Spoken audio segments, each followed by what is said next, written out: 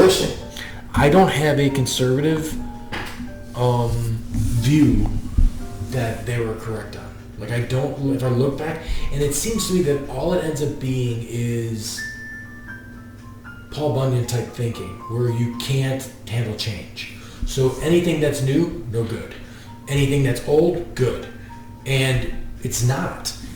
The thing that you have to do is you have to move forward. You have to be a progressive and look at the next, like, what's going to solve the problem of what's going on. And there's always, every system's got problems in it.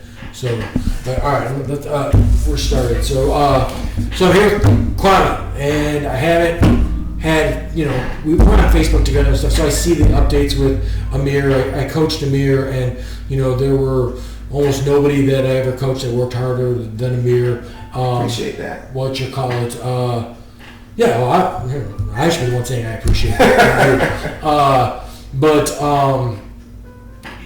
And Amir sustained an injury, stopped wrestling, but he's putting hard work into his college education at Morehouse. Absolutely. We were talking about before the podcast that he's headed to Finland to study abroad, that's awesome. Throw a little more conversation. So we haven't talked since the last time we talked, and obviously, microphone. A lot has gone on. You just pull the whole apparatus by you there. Like that? There you go. Yeah, and drag it. Yep, right in front. Oh, okay. What you call it? I'm pretty sure George Floyd and all that other stuff is all since we talked the last time. Yes. Not that I have to pick one thing, because there's, monthly there's something going on with that stuff, and I'm not somebody at all. I have a lot of friends that are conservatives, a lot of friends that are Trump supporters and stuff like that, and I don't ever try and paint with a broad brush and say, okay, because you're on that side, you believe this or you believe that, because that's that's almost racist, right? That's almost like saying some people are single issue voters. Some people can say, well, it's not about my personal feelings towards this particular candidate or this particular candidate. Right. It's just that this policy, I need this policy. This policy here is very, very important to me. I can attest to that, just like as far as the mayoral election in Chicago, that it's not. We have a two-party system. You have to, if you're going to vote, you have to pick someone. Well, I mean, in Chicago, mayorally, you're not. You're generally not picking a Republican anyway. I mean, you're picking through who's the Democrat that you're gonna. Because the Republicans got zero chance of winning an election in Chicago. Honestly, I can't remember what ticket Vallis ran under. He's a Democrat. Right, but the thing about him is he was the head of CPS when I started. Okay. So I had some experience with some of his policies as the head of that was your guy? Schools. Oh, no. My guy? Yeah, no. Okay. No. You got it. No. So when I'm talking about that single issue voter thing, me voting for the other candidate doesn't mean that I'm just so enamored. Wait a minute, Kwame. You're telling me all black people just don't vote for a black guy? No. I know. It's not a matter if I'm making a joke. It's just that I knew as a teacher coming up for contract renewal next year, it was a matter of who do you want to deal with in that process. Yeah. Would you rather deal with Paul Vallis, based on what I know, or Brandon Johnson? Yeah. It doesn't matter. It doesn't mean that you have this affinity for Brandon Johnson. So sometimes you'll hear people say, well, this is what you voted for. Well, it's not like you had a slate of 10 people that you had to choose. You don't have a variety. I think you're a advanced political thinker. That's kind of why I have you here to talk to. Where I think most people are very simple in their political thoughts, and I think when you look at the presidential race and even the Republican-Democrat thing, which I don't care about, I belong to neither of those parties. Me neither. I want solutions. So I want the person that's got the solution. And the thing that I think most people that are attracted, like I get the attraction to Trump. I think they're the burn it down crowd. They're like so fed up with the way that it's all screwed up all the time and everything else. They figure that this guy will, throw a Molotov cocktail in there and fuck everything up. Well, and that's fine by them. I think that we're in a pretty bad situation as far as, both of the candidates, just in different ways. Absolutely. Especially based on how old they are. Both of them are very, very old. Yeah. And I think that it would be beneficial to the country if we were able to get a candidate in that could do 8 years. Yeah, sure. And I mean, and Biden should not be. And neither one of them could do that. But there were certain opinions that I shared with some people that I know that were Trump voters, just about how he conducted himself as a man, as an individual, that I felt was not going to be good for the country. Long before a lot of this stuff started to hit the fan for him, just the leadership of the country, the representation, and how the tone that person at the top sets, it matters a lot. Now, like when we talk, I want to make sure that I'm understand, and I don't want to be racist at all, but I want to understand where African Americans are coming from, because when I see a Trump rally and there's an African American guy behind him, I'm like, what are you doing there? Like, it doesn't, like, you may not be a white supremacist yourself standing there, but look to your left or right, you're going to find one. Right. Like, there's one in the crowd, and he's on your side. But when you talk about, say the contemporary Republican Party and the Democrat Party, there's nuances to racism. There's different types of racism. Yes. All of the racism is not like a visceral form of racism. It can be very polite. Some people would rather not to be lied to, right? Yeah. So like the one guy that's racist, he's lying to you and saying he's not. It can be very polite. Yes, right. Yeah. But I would not, personally, I am not like a political rally type of guy. I'm not a political bumper sticker or hat type of guy. Sure. Because I feel that kind of makes you a fan. Yes. Fan of and you kind of lose sight of the idea that they work for you. It's absolutely disturbing to me when I see flags with a candidate on it. Yeah, I'm not. What is that? I would never do that, because I have the opinion that they should be on a short leash. Meaning, if you don't do certain things, you need to know, right, and that you don't necessarily need to get caught up so much in their personality. And I saw the same thing among certain people in the African American community with Barack Obama, where if anyone, any black person offered any critique of him and any of his policies, they just got shut down. Yeah, they just got shut down and attacked, as if everybody should be monolithic in their thought, and no one should question which is obviously and that's just not that's not the way to be. That's good. For sure. No, I don't that's definitely not but with Donald Trump, there are some things, and I paid attention to him, that I would watch him do and watch him say that where he pandered to certain elements in the country that I felt were not very good. I thought it was kind of blatant too. There was some blatant. It was blatant in some cases, but sometimes it was a slight wink. And I didn't care. I think it was done in a way too, because he knew that he needed that vote. You know what I mean? So I get it, right? You're gonna pander those people because you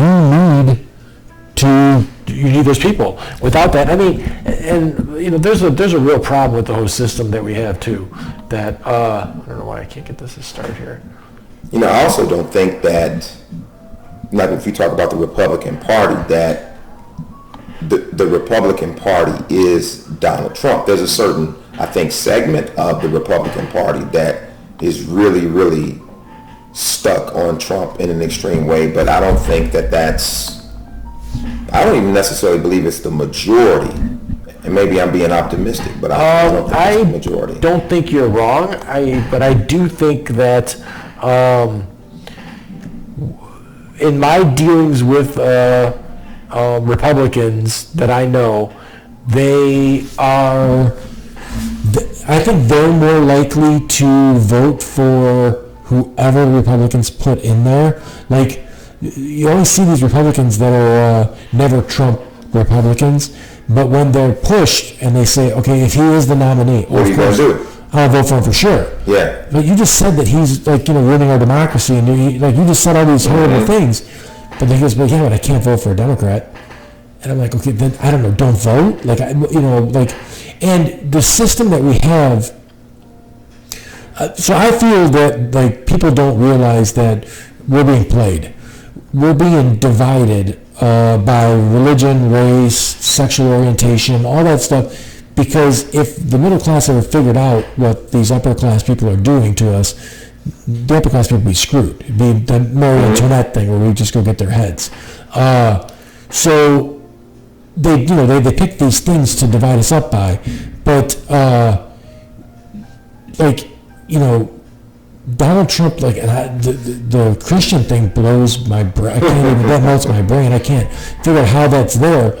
But I feel like a Republican would vote for a Republican no matter who the Republican is, and a Democrat is more of your finicky, I don't know, I don't really like him, I'll vote for Ralph Nader or whatever like that.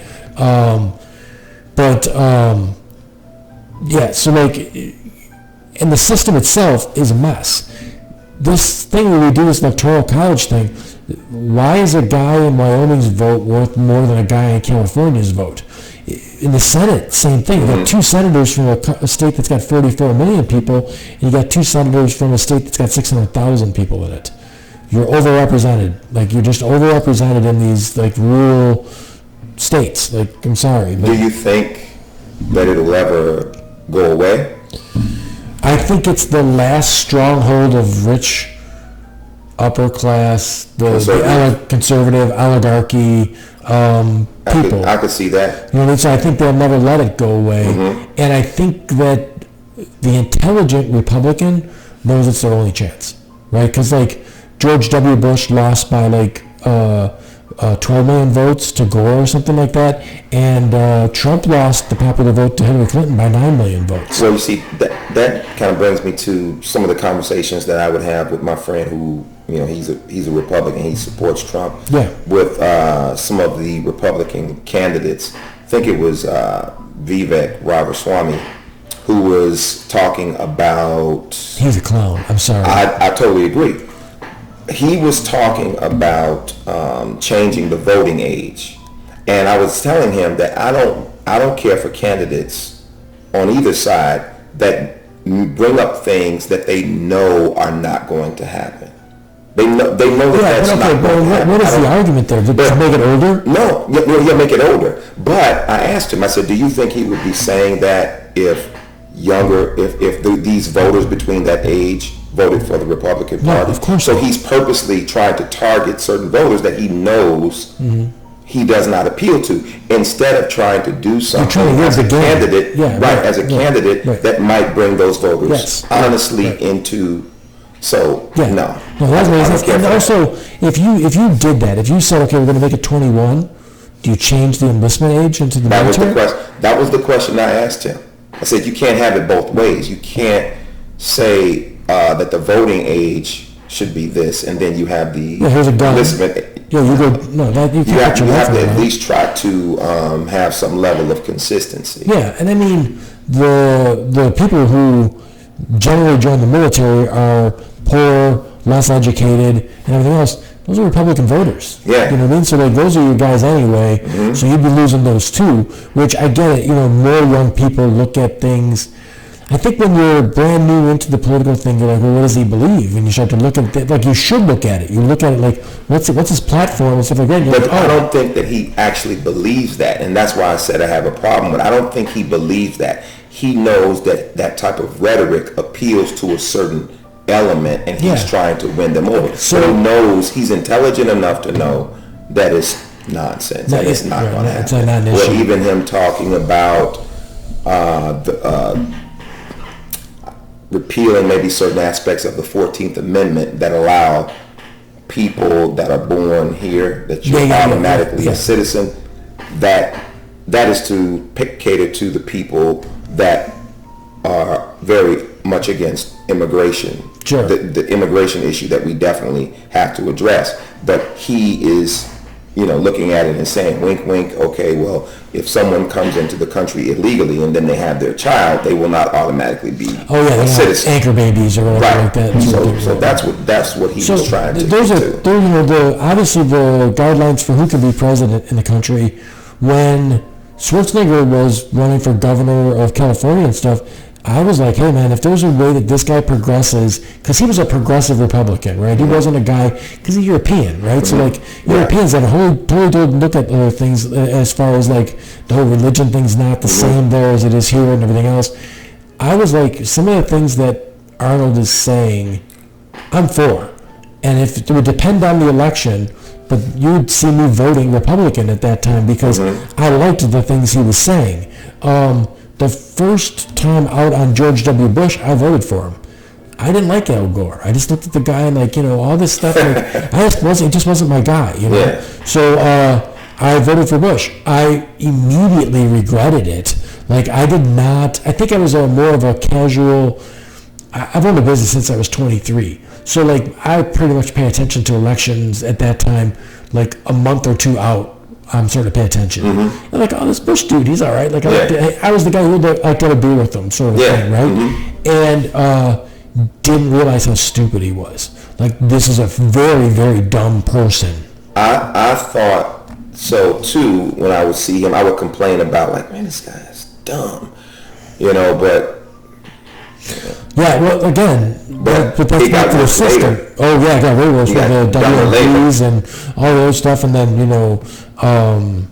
he was a nightmare. And for somehow, I don't remember. I remember I had a construction company, and I did then too. I had big trucks. And I remember going and gas was like $5.25 a gallon. It was insane. It was real bad.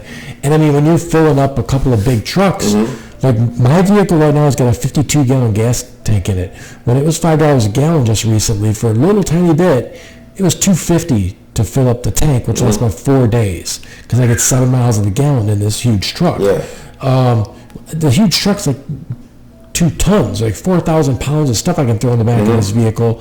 And because I'm a dude in a wheelchair, it's got a lift on the back. So like, it's a 20-passenger bus that we converted into a work truck. It's actually a spectacular freaking work vehicle, but the downside is this gas mileage thing.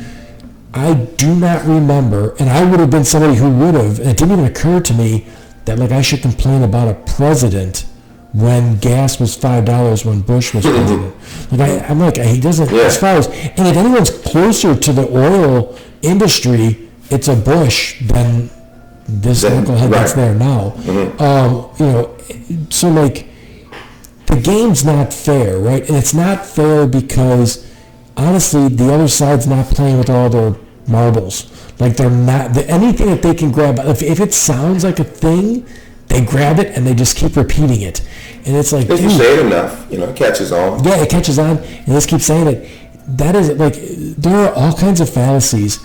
This, if you look at I use Google and YouTube for the right reasons. Like, I'm not on there watching the housewives of fucking anything. I'm, like, trying to find information all the time. If you look at the population density of our country versus all kinds of countries, Germany, France, Italy, India and China for sure. I mean, those countries have 3 and 5 times as many people as we do, and the land mass is not that much bigger. We are not overpopulated in this country at all. And if you look at history, every single time there's been a huge influx of immigrants into this country, it's followed by time of prosperity economically. Because 99% of these people that come to this country, whether conservative, because they've been sold on the fear of the other. for the people that play brave as much as they play brave, these are the most scared people I've ever met in my life. They're all walking out with guns because they're scared of everything. They're all worried about the guy who doesn't look like them because they're scared of that. Like, they're scared of everything. And the news scares them. They watch the news and get even more scared because they're always scaring them on the news. And the news is horrible for lots of reasons, right? It's click-based now. So, like, there's never a winter storm that they don't tell you there's going to be fucking 2 feet of fucking snow and there's 3 inches that happens. Because it's sensationalized. Everyone wants to look at that on the TV and all that. And it's competitive also with so much, especially now. You have so many different options for news. Right. So these people are frightened because they're always looking at the boob tube and being frightened every day. But 99% of migrants or immigrants that come to this country come to change their life. I couldn't imagine what it would take for me to say, honey, let's pack up the kids. And walk. Start walking to a country I don't speak the language and I don't know a soul in, and I'm going to try and make a better life there than I can where I grew up. In the last couple of years, I've started to get some migrant children in Chicago. Class, Yeah. They've got a big influx of migrants, They don't speak any English at all, so it's got to be kind of tough. Yeah. You know? How do you deal with that? You just continue to do your job and do the best you can. There's some words in Spanish I can say, and I try to do that, and maybe you use some Google Translate and you work on it that way, but it's still... Do you make any headway? Because that's got to be a language barrier. You don't really have the resources, and you don't really have the resources to really do the things that you need to do. You can just do the best you can. Sure. And I mean, is it sometimes from South America, so Portuguese also? I would say, no, I've never experienced Portuguese. More like there's some Central America and Mexico. Yeah, it's all Spanish then. Yeah, right. That is definitely a tough situation. There's a police officer. She gets very upset if I say cop for some reason. I didn't realize that was a derogatory term. But that was showing me like the videos of like these places where they've got them all in sleeping bags and they're on the ground. Oh yeah, like driving past the police stations, and actually near my home, near 115th and Halsted, there was a jewel food store and maybe like a strip. Not a big mall, but like a strip mall, that it was shut down years ago. And I think they're converting that into one of those migrant facilities. Sure. So it's like 5 minutes from my house where that's going to be. Wow. Yeah, I mean, again, my heart goes out to these people. There has to be this idea that somebody just fakes needing refugee status. To me, doesn't make any sense. There has to be a situation that's bad enough for you to get up and move your entire family to another place. And I don't believe, and I haven't looked into it extensively, that the programs that they have for these people are so great that you're like, I see these knuckleheads that are uninformed that say stuff like, all I gotta do is be an immigrant and I'll be set for life. I don't think that's the case. And I mean, I'm somebody who, when I broke my neck, I qualified for every program available to me. You know what I mean? Like, because I'm paralyzed from my chest down. So they there were counselors that met with me and said, okay, this is the program, When I added everything up, not enough for me. Yeah. I can't. You couldn't live off of that. No. Not the way you wanted to live. No. I could probably barely scrape by with almost like just crap, with nothing for the rest of my life. And that's not how I'm going to be. That's not who I'm going to be. And I believe that system, and I don't know if it's done maliciously or not, is set up as a trap. Because once you get into that system, it's very hard to get out of it. You become dependent on it. Well, you become dependent on it, but you also, the way that it's structured, they take it away the minute that you do anything good.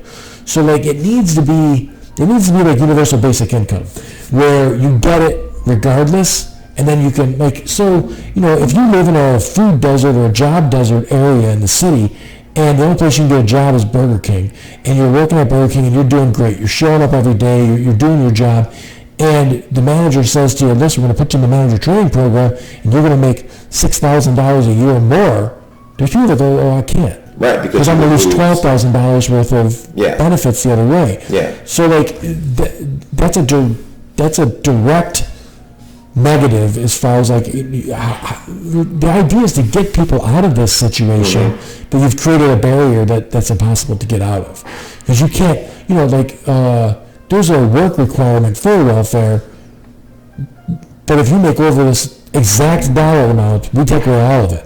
Right. Like it's not like tiered. Rated. Yes, right. Which would make more sense. And I'm not even that smart of a guy, Kwame. So like, why can't somebody that's in this situation figure that out? Like, be like, listen, we gotta like step this thing down so people can step their way out of the situation that they're in. I'm all for a social safety net, right? Like, I don't want someone to fall below here, but I don't want you to lay down there. Right. You gotta get up and do. Yeah, you know what I mean? But if you get up and do and then they take away the net, well, this is no good either, right? Like, I mean, and you have people that like, it seems like nobody can understand any situation that's not their situation. If you're Dick Cheney, then you're fine with homosexuality because your daughter's one. But if you're not, then you don't. Right. Like, it doesn't make any sense. There was that thing that was just on the I don't know if you saw it or not, but the congressional staffer got caught having sex in the like chamber where they select the Supreme Court. I don't know how I missed that one. Oh, well, it gets worse because it's gay sex. Oh. It's two dudes, right, having sex in there, and there's a sex tape that they made. Really? Yes. I totally missed that. I totally missed that one. So someone was posting, like, what the fuck is this? And I'm like, it's a distraction. This is nothing. This is a thing to get you to be mad about something that doesn't matter. Like, who cares what's going on there? Start paying attention to the fact that Elon Musk and Jeff Bezos pay no taxes. Like, these are things that are actually directly, when you got a guy like Jeff Bezos who's not paying federal taxes, that guy literally has 100,000 vehicles on the highways that we're paying for, but he's not. That doesn't make any sense. No. Like, you need to be paying more for that than I do, because you're the one beating up the roads. Like, you need the roads for your business. I need the roads to go to work, no doubt. So I'm going to pay something, but like not like that.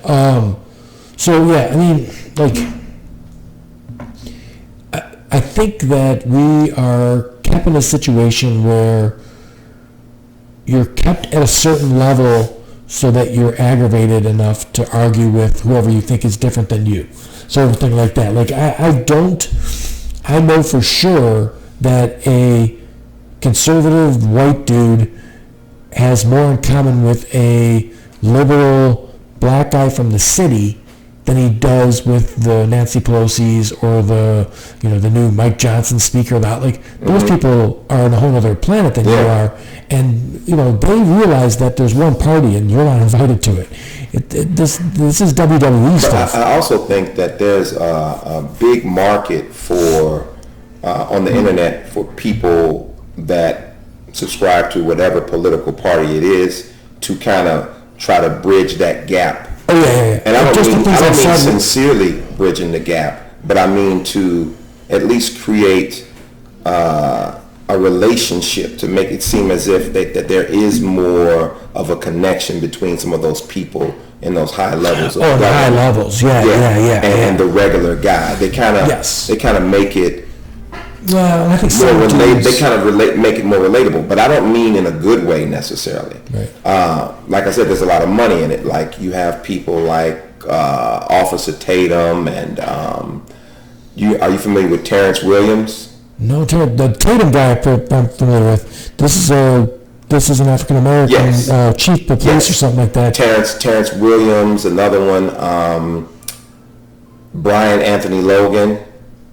Right? No. You don't know Brian? I'm guessing, are they in the same ilk? They're more like they're black conservatives. Yes, yeah. And they're like, they're going to be the Bill Cosbys that are hard on the guy who's wearing his pants hanging down. Brian Anthony Logan, he was doing one of his shows. I'm familiar with Candace, her too. Yeah. But man, she's a nightmare. Yeah, Brian Anthony Logan was doing his show, and he's from, or maybe his grandmother was from West Virginia, and my father's from West Virginia, so I spent a lot of time down there. And he was giving this story about how his grandmother told him how the Klan down there would, give out toys to the kids and everything like that. And they never really hurt anybody. And she said they were just so nice. And I'm like, are you serious, bro? Yeah, the Civil War.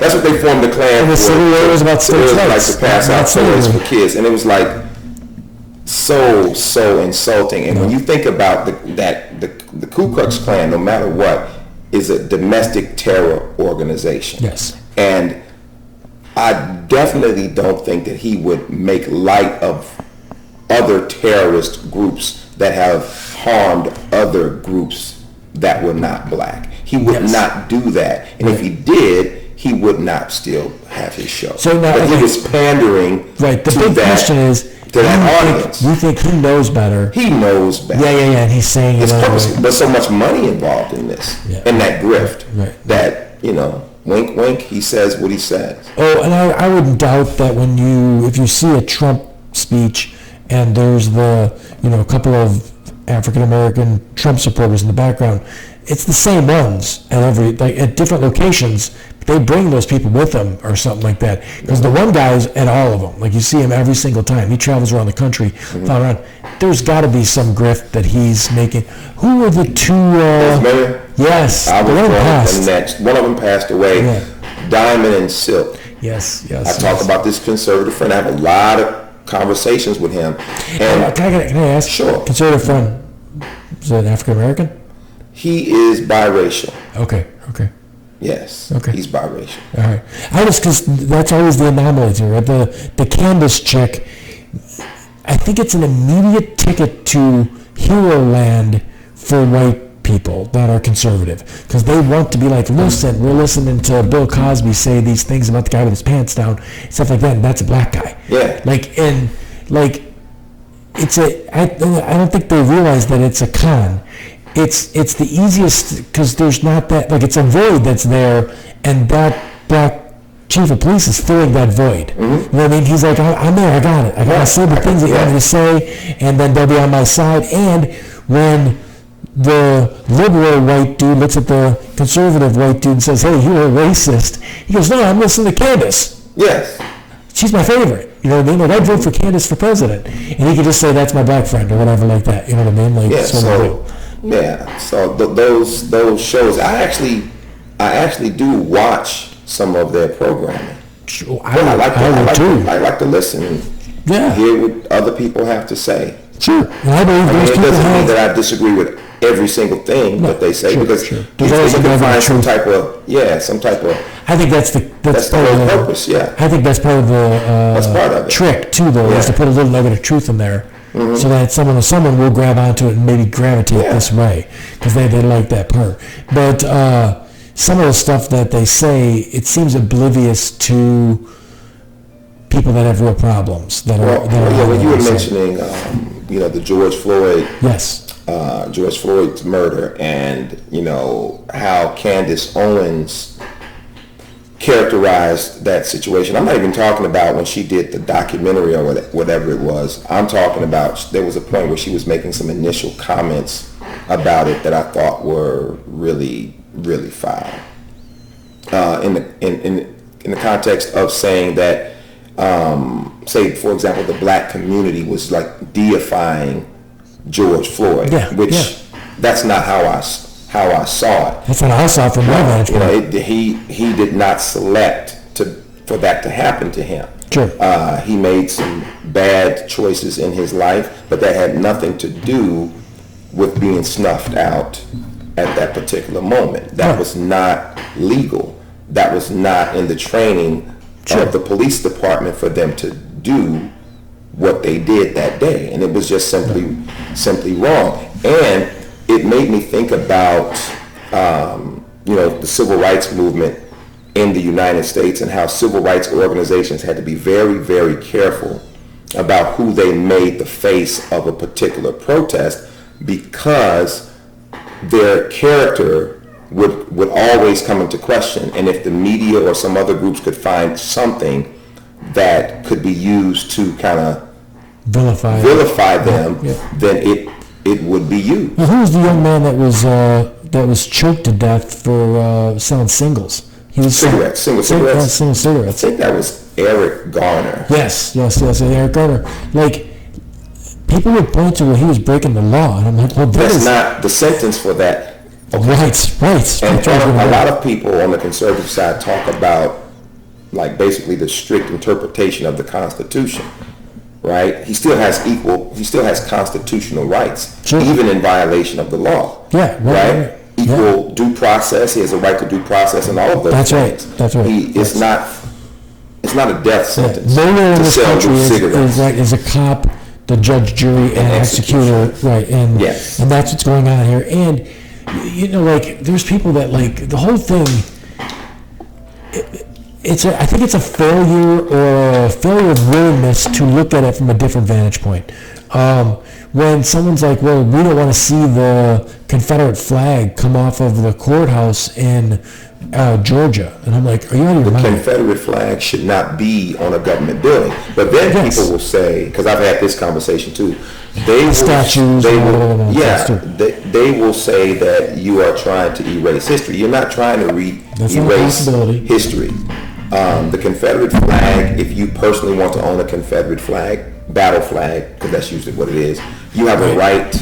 You have a right to do that. You have a right to display that, but it should not be in the public. No, in the public. It should not be something that taxpayers pay to have it put up, or pay them to maintain it. As a response to that, someone said, "Well, that's the least of your troubles." It's like, what is that supposed to mean? What do you mean the least of my troubles? Well, besides that, a courthouse is the worst spot, right? Because a guy that's African American shows up at that courthouse to get justice that day, and he's got to look up and see that. Well, that was the whole point. Because at one point, I'm sorry, but I think it's to put you people in your place. It is. Okay. That's what I'm saying. That was one of the purposes of doing that. Is during the times when black people were being disenfranchised. They were letting you know, in many cases, that the Klan and the government were one and the same. Right. We are the government. Right. Do not expect justice here. Yeah. The guy that's flying that flag is saying, if we're trying this is where I think you should be. If we're trying to move forward as a country, we have to move past that. That does not mean that I think that every statue that's in a park of someone who I may disagree with what they did historically should be removed. No, right. That's not what that means. Right. But the fact remains that the United States battles to fight anyway. Like, the United States went to war with each other and the Confederacy. Yeah. So they should not be honored in that way. I think you also need to look at when some of these statues were put up. Because they weren't put up right after the Civil War. No, it was put up in the 50s. In the 50s when the Civil Rights Movement starts to get underway. Yeah, it was very purposeful. So I used to have a buddy that was a professional guide down in Southern Illinois, and it's pretty wild that, like, I've always lived near Chicago. My family's they were off Hermitage, we were in Chicago. So I'm one generation from pretty much just living in Chicago. Grew up until I was 8 years old in Bridgeview, and then we moved further out of the city from there. When I went down to Southern Illinois, he's like, "Oh, it's different down here. The Klan is still alive and healthy and everything else." And he goes, "The racism is." He goes, "There's actually African Americans that would prefer it be out in the open and like that than, they act like they're not, but then they are, sort of a thing like that." He said they still lynch people down here, in Southern Illinois, and it is pretty wild to just drive 5 or 6 hours and be like, this is another thing. You can feel the mood sometimes when you go to certain places that may be like that. I've experienced that, taking road trips to my father's hometown, to West Virginia. Sure. You may stop in certain areas. Right. You can kind of feel it. Yeah. And I mean, so I've spent some time looking at or listening to some Malcolm X stuff, and I understand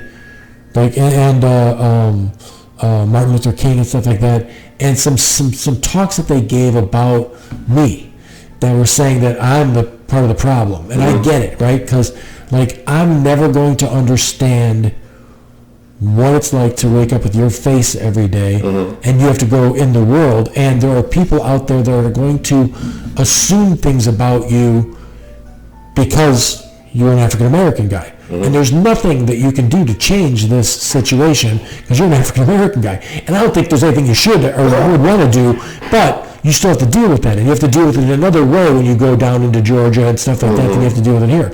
Now, being a guy in a wheelchair, I can kind of wrap my brain around it a little bit better because there's conceptions about me every time I go anywhere. And listen, sometimes it's fine. Like, people want to open a door for me. People want to I have people that are like, how did you get here? And they're like, you drove? I'm like, yeah, I drove. And they're like, you can get home okay? And I'm like, I know your heart's in the right place. You're from a caring place. You're saying these things. You're saying it like there's a thing where I can do it. When I saw you in your vehicle with the hand controls and stuff. Yep. I had never seen that before. Right. Ever. Right. I had no idea. I grew up in Prejudice till I was 8. First time I saw a black guy was when I moved to Frankfurt. So first time I saw him because we just were in this really, really just white little neighborhood. And I mean, I literally went to kindergarten, first, second, and third grade there, and never had a black classmate, none of that stuff. And I moved out to Frankfurt. And what was funny was I'm positive that my father made the move because he was sure that the neighborhood was going to change and go colored, and it never has. It's still there's more Indian,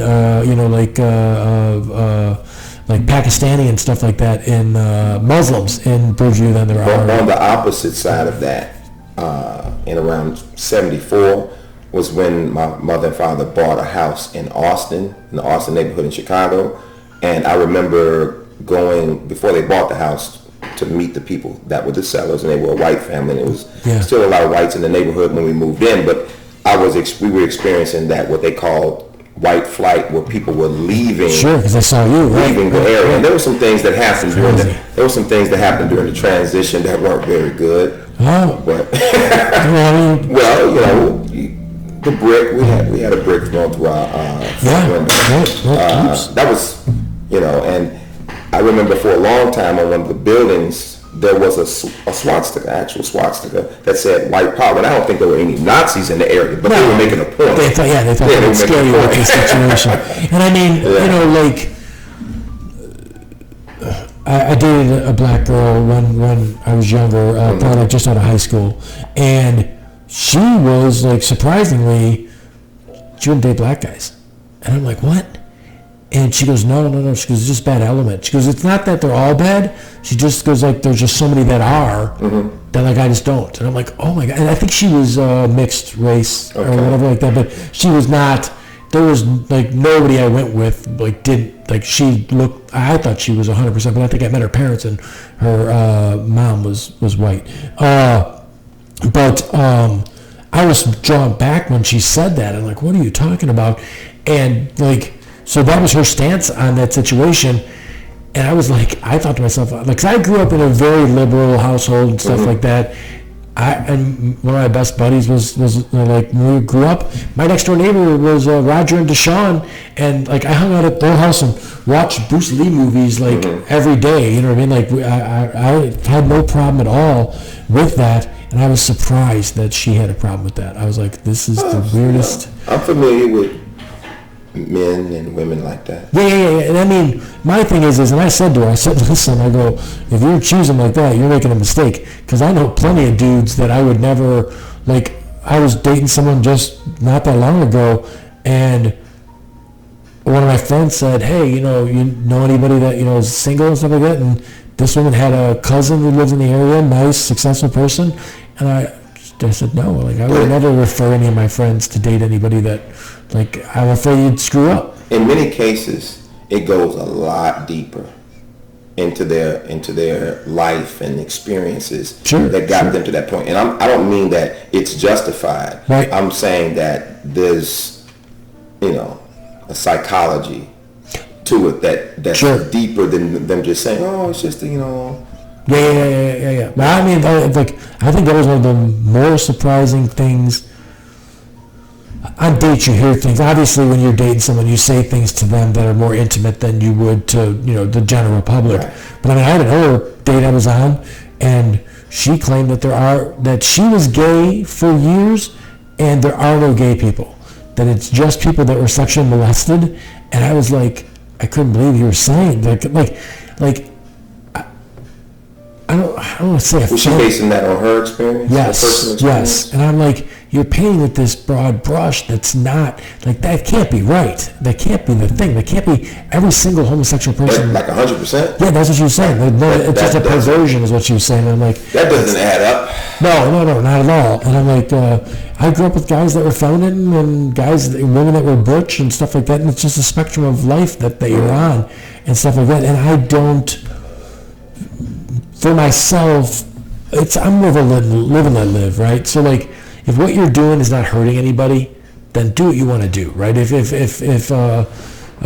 talking at the beginning of the podcast that, like, I was trying to find an issue that conservatives in the past were right on. Like, what issue, like I said, I picked slavery and women voting, and these were unions. All unions. These were all issues that were conservatives were on one side saying no, and progressives were on the other side saying yes. And party has nothing to do with it, because when Lincoln was president, he was a Republican, but he was in the Progressive Party, and the Democrats were the Southern Democrats, and they were conservatives. A couple of things there, because we were talking about black conservatives briefly. Yes. And we were also talking about homosexuality.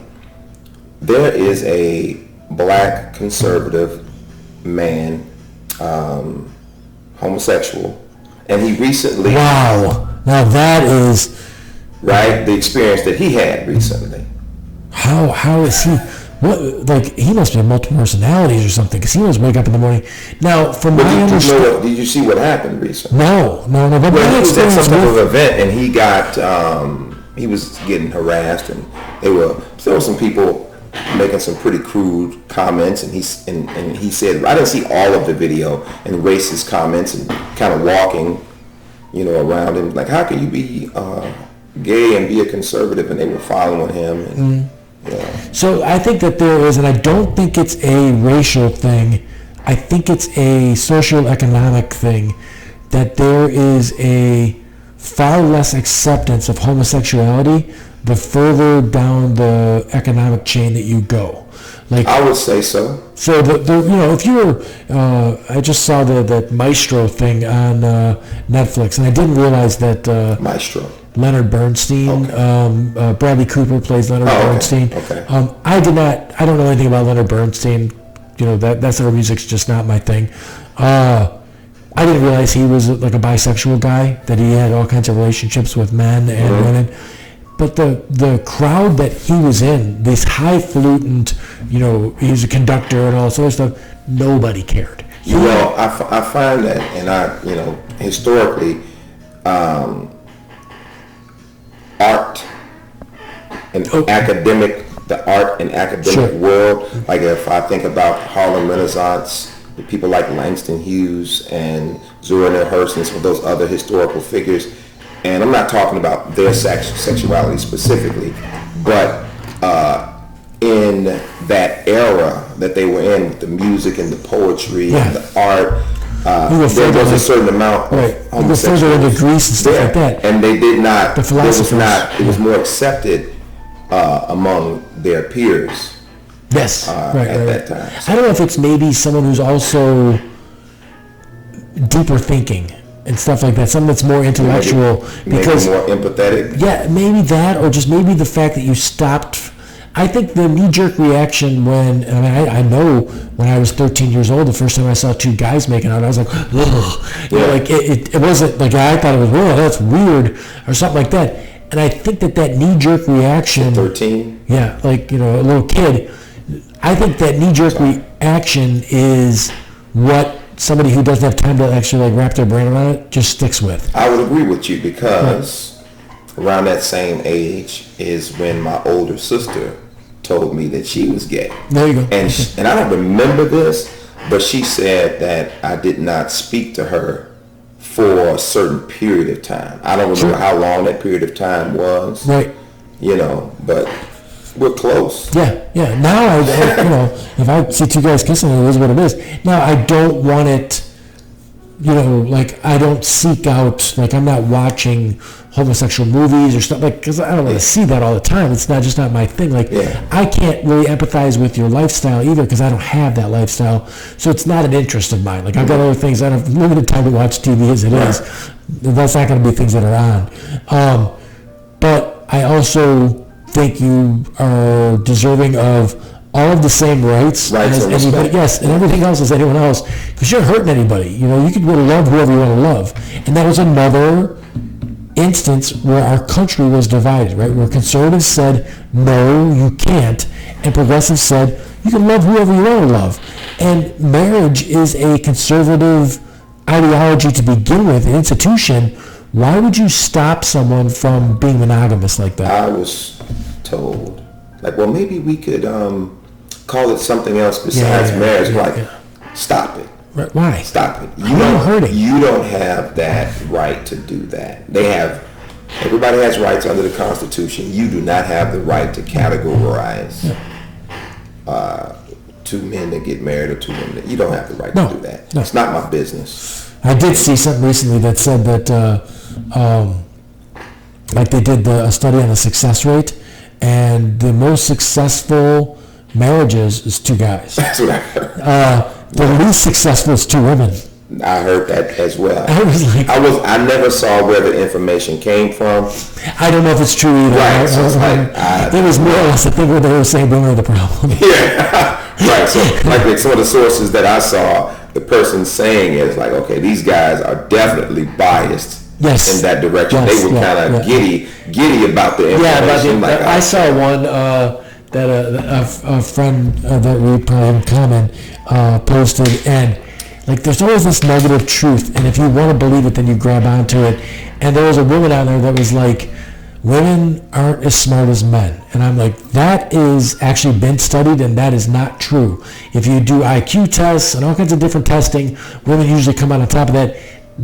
When you look at life, though, are women ambitious in the same way that men are? Maybe not. Maybe they're maybe not looking to make $1 billion and stuff like that. It's not important in that way. And her rationale was, you have a billionaire in Kim Kardashian, who's a sex worker, and you have a billionaire in Elon Musk, who's a genius. And I'm like, first, Elon Musk, not a genius. Second, you're cherry picking, like just two people. Your subjects. Right, and like the video, people that we know. Right, and there are so many we don't know. No, right. So that doesn't. Yeah, and the video was like, see, that's why it's right. I'm like, no, that's not right. You can get that, like, if you watch TikTok, you can get 60 seconds of false information. Yes. Quickly. Yes. Right? Well, I mean, YouTube's the same now. You go to the shorts. Yeah, the shorts. The YouTube shorts. Yep. So, and I mean, as an educator like you are, the attention span thing that people have now, I don't ever want to be the old cadre guy, right? Like, I always have hired young people to do the construction work that we do. And I personally enjoy hiring young people because I like to teach the trade. Like I like that. There's all kinds of guys running around out there right now that know how to build stuff because I taught them how to build stuff. Secondly, there's really a lot of bad contractors, so I want them to do it exactly my way and not have some set way that they want to do it already and it's wrong. Mm-hmm. So like this, like I really want to hire these young guys, and I believe teaching is I don't know if it's a skill or like a latent talent that people have, because there are people that are bad at it, and there are people that are good at it. It could be possibly both. Yeah, right. Something you developed, right? Because who you are as a teacher in year one is not the same teacher at 5, 10, 15. You can develop, you learn, you modify. If you care.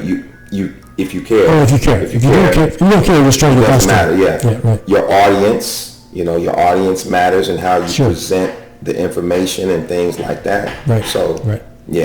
If you make it that. So that's the the union argument, right? The unions. I'm pro-union. I'm a general contractor. I live so far out of the city that union. I wish everybody was union. The problem is that every job I sold to the public would have to be sold for so much more to cover the benefits for that thing, right? So like right now, like I pay way more than you could make at like PetSmart or any like regular job, and those jobs aren't actually paying that bad right now. And like I give my guys a week paid vacation right now. I do things over and above what you're supposed to do as a contractor that's just out there for himself, like a non-union guy. Being a guy I'm pro-union because I believe that if we all do well, then we all do better, sort of thing. So I think it's best if there's some sort of a bottom where you can't go below. Right, and you can be pro-union and still understand issues, as I might understand issues that my union may have. That doesn't mean, that's where I was going. That does not mean that I want to get rid of the union. No, because I don't. No, and every system that we own, every system that we try and run, implement in anything, you can criticize it because that's the thing that's in the system, right? And it should be criticized. Yes, because that's how you make it better. Yeah, fairly and based on facts. Well, and constructively. Yes. I want to change it, so that's why I'm criticizing it like this. The old Archie Bunker, love it or leave it thing, that's nonsense. No. Listen, if I want my house to be the best house in the neighborhood, I have to go outside and look at it critically and be like, all right, I got to fix this, I got to fix that, I got to make this. If I don't, then it's not going to be. But there is a problem with the union thing when there is not a work ethic instilled in those people, and when there are situations where people who are like, the teachers is a really good one to talk about, because someone that is just not a good fit as a teacher, who doesn't care about the student, all they're looking to do is make that vested paycheck and ride this thing out, they're protected and kept in this profession that they don't belong in. To a certain extent, first of all, like when you first come in, you don't have tenure. You don't just pop in there and get tenure. Right. Once you do get tenure, you can be fired.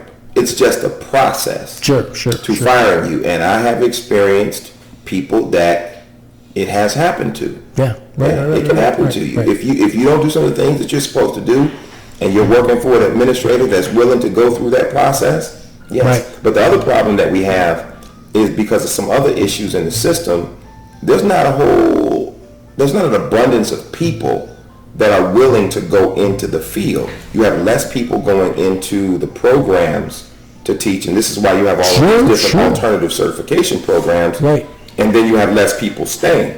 Because some of the conditions in some of these schools, everybody can't handle it. It's a very, very tough environment. The paycheck's not what it should be either. So there's a lot of people that, like, you're not going to pull. Like, it's the situation between boxing and MMA. If you're Canelo Alvarez, you will have a fight and make $3 million. If you're the same level of an MMA fighter in MMA, they're making $100,000 and some odd $1,000 for that same fight. So you're going to draw the better athlete into the boxing world because he can do that. He can make that money. The other guy's going to go over here because he can't do the other thing. So, if teaching is not ever going to pay enough for someone to really feel comfortable in their life, then the person that is better, the more intelligent person, the person that cares more, isn't going to gravitate towards that job because they can't make the money that they want to make. Well, I know a teacher who taught in Chicago. Chicago's pay is pretty good as far as school systems go. But she moved to Mississippi for a while, to the Mississippi school system. That's a whole other world, and she said that she had to go to the food pantry consistently because of how horrible the pay grade was. She eventually moved back to Chicago. Right. She could not survive there. Even though the cost of living is was lower, cheaper, but not on the same. No. So that's where you get a lot of people that would live near Chicago for most of their career and then move to Indiana to retire because the taxes and stuff are less, the cost of living is less. But yes, it's a challenging job.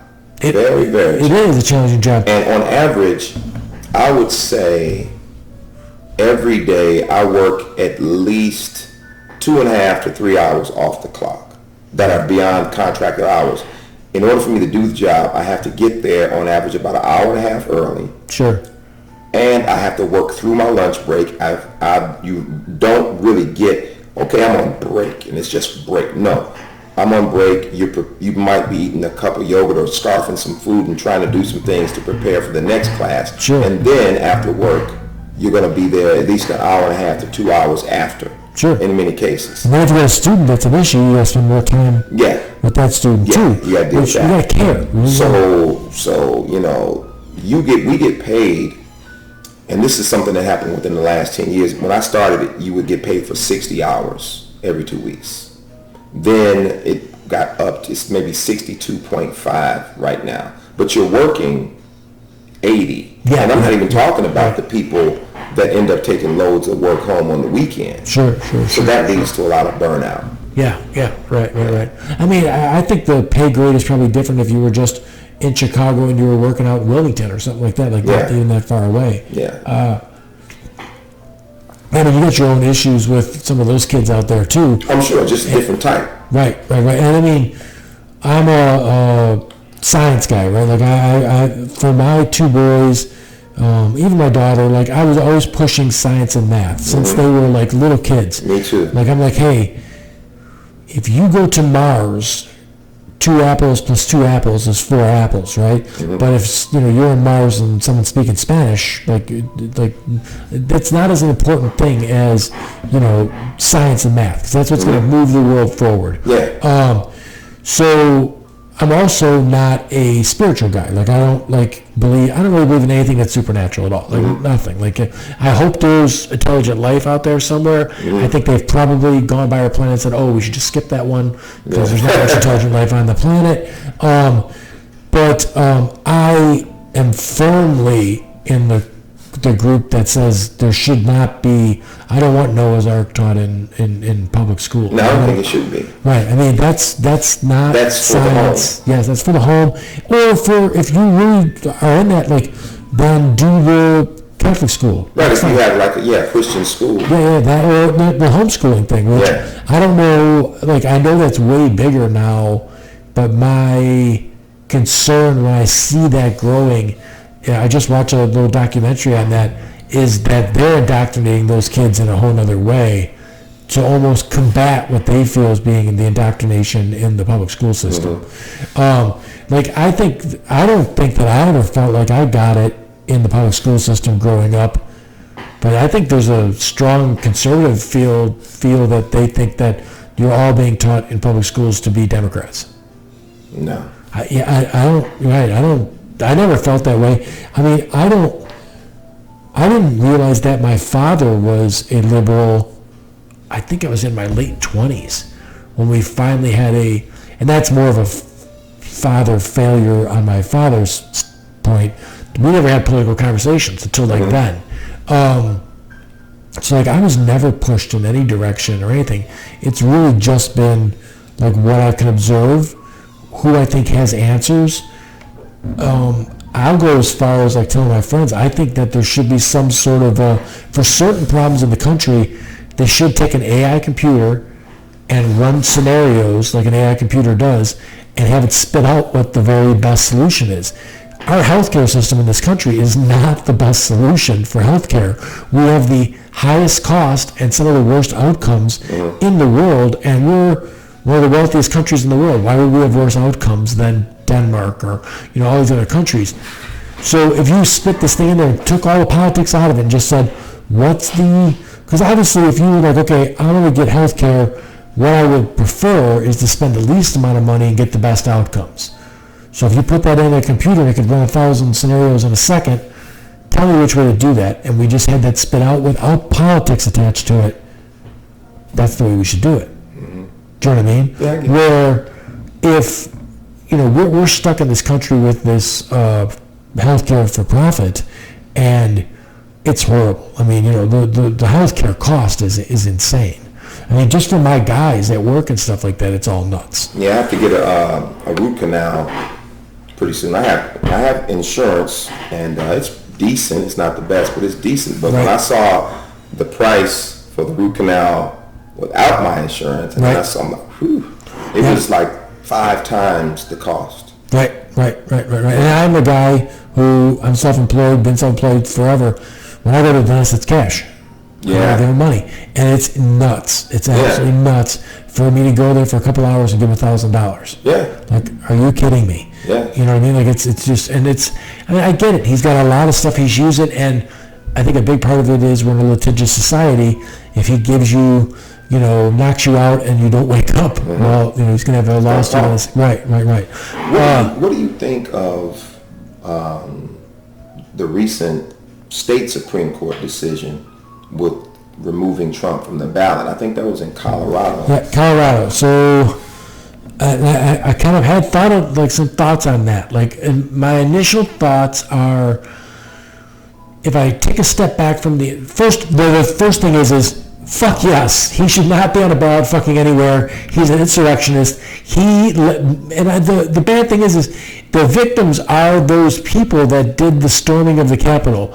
There's hundreds of people that their lives are ruined because this guy kept saying a lie. The election was not stolen. You just lost, asshole.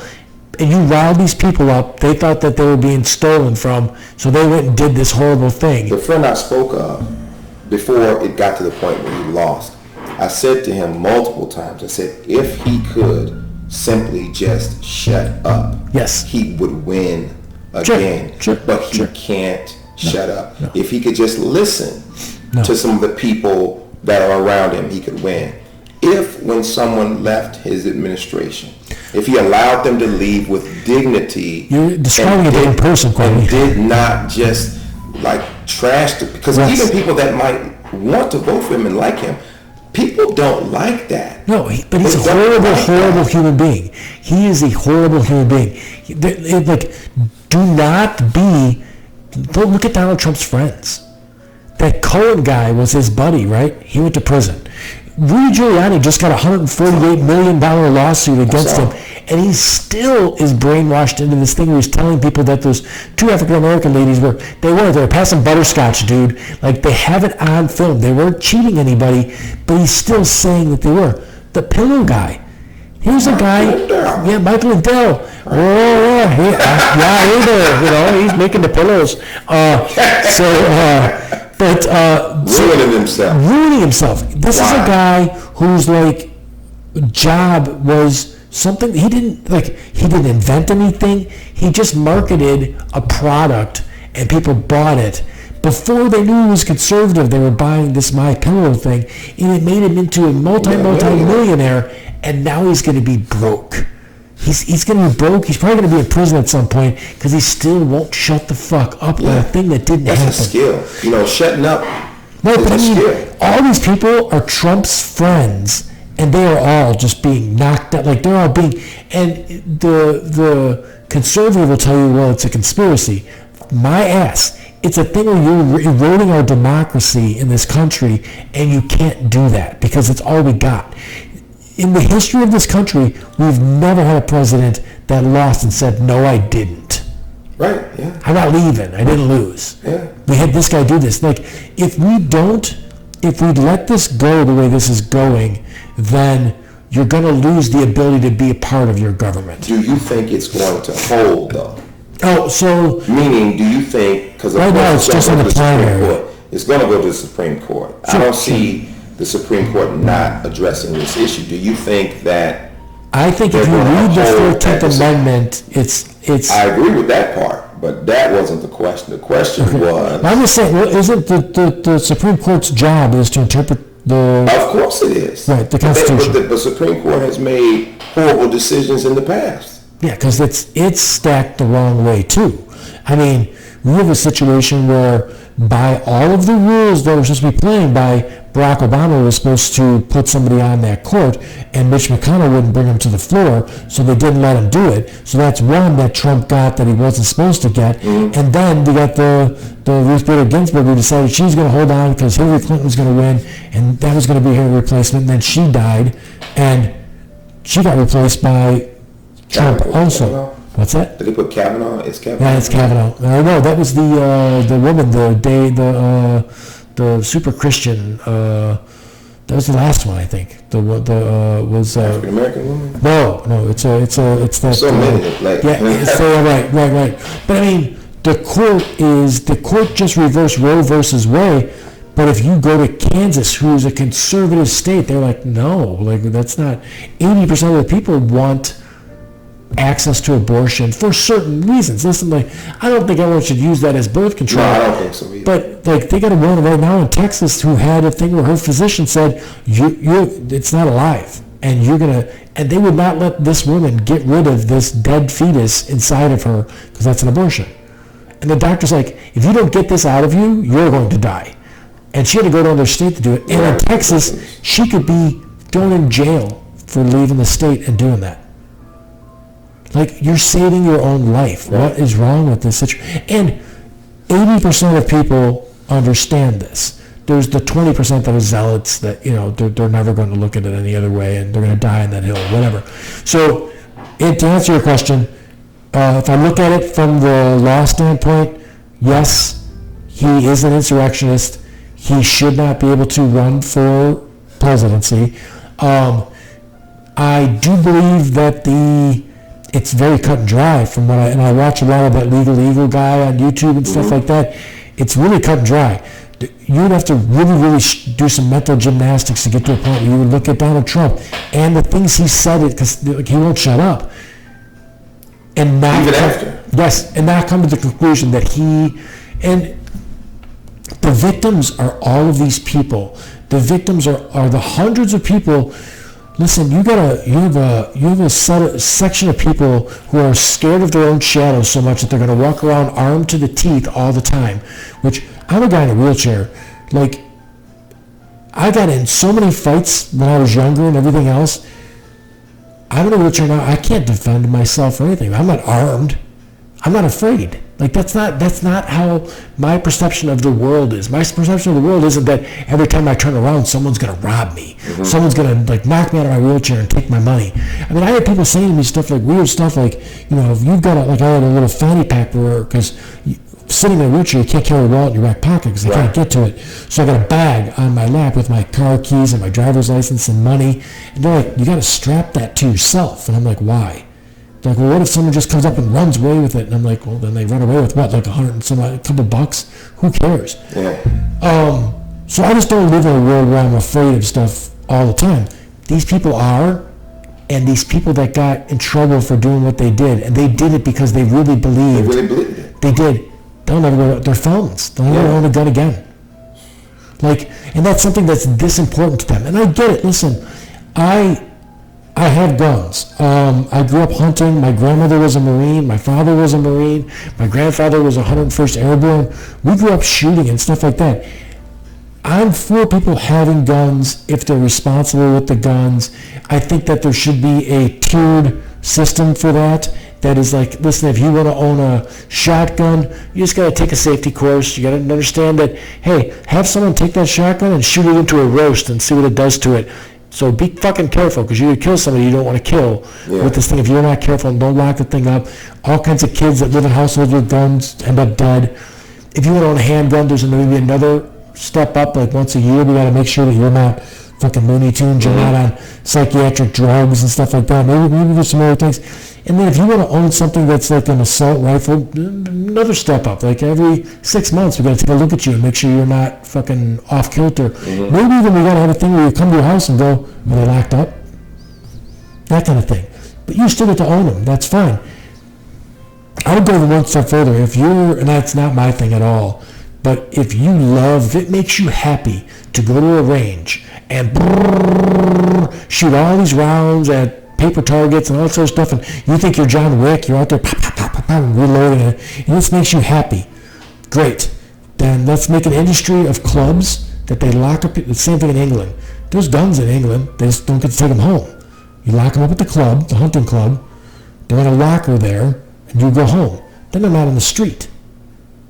So, I'm just trying to find a way, pursuit of happiness, right? Mm-hmm. You want to be happy, this is what makes you happy, then be happy, that's fine. But should you have it where a woman in Maine has all these guns, her son who's got mental problems gets him and goes to the Sandy Hook school and shoots all those kids. Yeah. No, like that can't happen. You need to do something when that happens.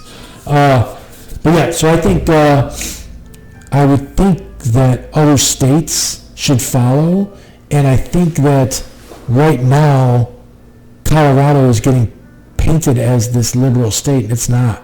Like there's liberal areas of that state, but it's not. Like there's a lot of red in Colorado, because like places like Texas are saying, well, we're going to take Biden off of there for no fucking apparent reason. Just the same thing. They're doing an impeachment inquiry with no crime. Yeah, I think it was Lindsey Graham was saying something recently about how there really was no evidence. Yeah. I may be paraphrasing, and he was taking some heat for that. Like, it's really not going to go anywhere. Yeah, look, Hunter Biden's a mess. Yeah. No doubt, right? And there's all kinds of rich people that have messed up kids.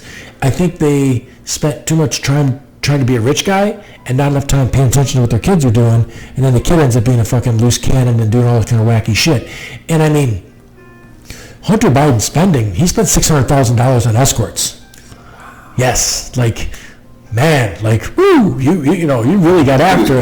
Because if you spend $600,000 on escorts, there's some other things that go along as far as party favors. Yeah. With the escorts. Absolutely. That can get pretty expensive. Right. He was hitting it hard, doing everything he was doing, and I get that. But if you have no evidence of there being some coordination between him and his father and foreign governments, stuff like that, then what are we doing? We're doing this thing that we shouldn't be doing in the first place. And I voted for Biden. I did not vote for Joe Biden. I didn't. Joe Biden was the second least person I wanted to be president. I voted for Joe Biden because I wanted Donald Trump not to be president. And Donald Trump should not have been president the first time. The things that this guy has said and done out in the open, it's mind-boggling. And here's the other one. The Christian right loves Donald Trump. I gotta believe that they just have not read the Bible, because he is the antithesis of most everything in there. Like greed is bad. I would say that he would not be accepted in a leadership position in a Cub Scout troop if he had those character traits. People say no. Yeah, right. This is not, no. And it's disturbing to me because everything he is horrible. I was never a fan of the rich kid. I was never a fan of the kid that was born on third base and thought he hit a home run.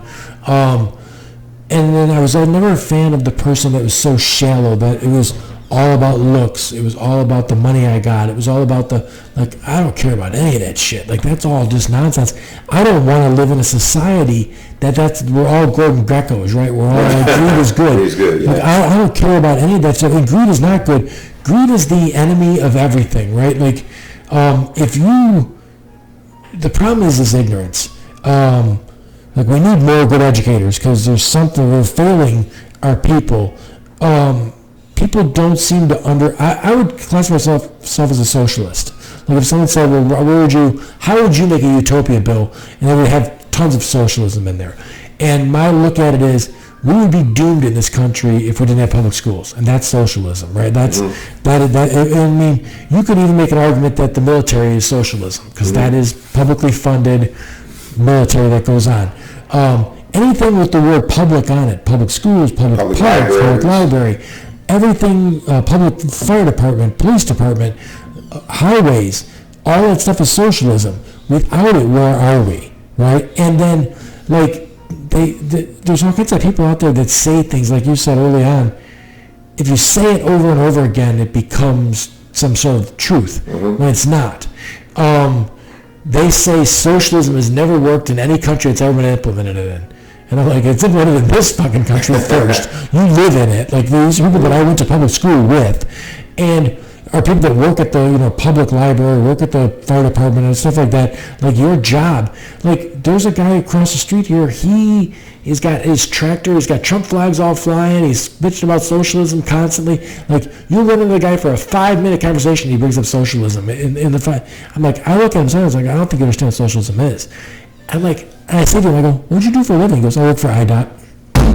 You're fucking kidding me. You work for the fucking government. Like, you are literally funded by the fucking government. Like, your pension everything you do, then I find out that his wife, who's there's nothing wrong with her, she's on disability. That's socialism too, dude. Like, yeah, what the fuck are you talking about? So, like, I think, and I do you think that socialism, like that many people say socialism and communism, like it always leads to it, sort of a thing. Like, okay, so they're like, you're an educator. If you look at the problem, isn't the structure. The problem is the hairless monkeys that we are. It seems like every time you give one of us power, we fucking abuse it, right? So, like, the problem with socialism isn't socialism. The problem with socialism is the 5 people you put in charge of it find a way to graft the situation, and Putin becomes one of the wealthiest people on the planet.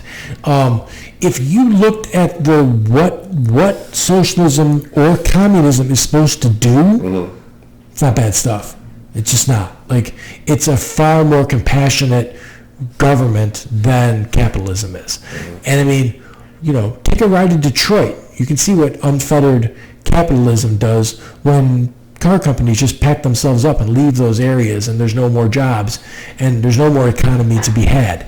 So, I can tell you for sure that no country's ever survived without socialism, and there's plenty of countries that thrive in your Denmark and Sweden and stuff like that with way more socialism than we have in it. I don't know of a country that survives on straight capitalism. I mean, you gotta have slums that are outrageous in a situation like that where there's no social safety net. Look at this country before Social Security and stuff like that. Our elderly were just fucked. Yeah. So, again, I hate the labels because I'm not a labels guy. I'm not a party guy. Solutions. And the solution to a kid that is poor growing up or is disadvantaged growing up to getting an education is a public school system that works. So without it, what's that guy going to do? Like, if we took out the public school system in this country, and like we said earlier, every system that there's implemented can be picked on. So the public school system's got its problems. Yeah, it does. But it's still there. If it wasn't there... And you have to replace it. Well, you have to replace it with something. Well, the charter school thing is what they're always trying to replace it with. Well, there's some issues there, too, that Every system, aware of. Yes, right. And a lot of them, and this is not all broad brush, but a lot of them you have, educators that are not necessarily certified in the class that they're teaching. So you can have someone teaching math and they don't have a degree in math. Sure. They don't have a degree in social studies. Homeschooling's the same thing. Yeah, Not people don't have degrees. So let's circle back though. So you asked me a question about the whole Trump being taken off of the ballot in Colorado.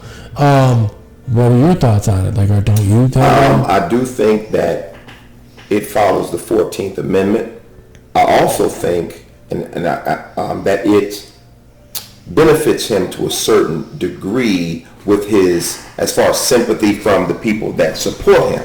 I do think that he can play that up.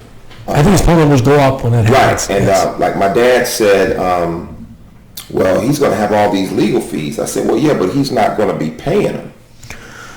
He's not going to be paying for that because he can use that easily to say, look what they're doing. They don't want me. And sure. In your life, you've probably paid better attention to politics than I have. Have you ever seen a guy that was a grifter the way this guy's a grifter? He's selling NFTs. He's selling something that's not even a real thing. Not someone who had achieved the level of prestige and position. Right. That was as open with it. I'm not talking about someone that was kind of like, sneaky and things like just open where it's so blatantly obvious that he's making a fool out of some people.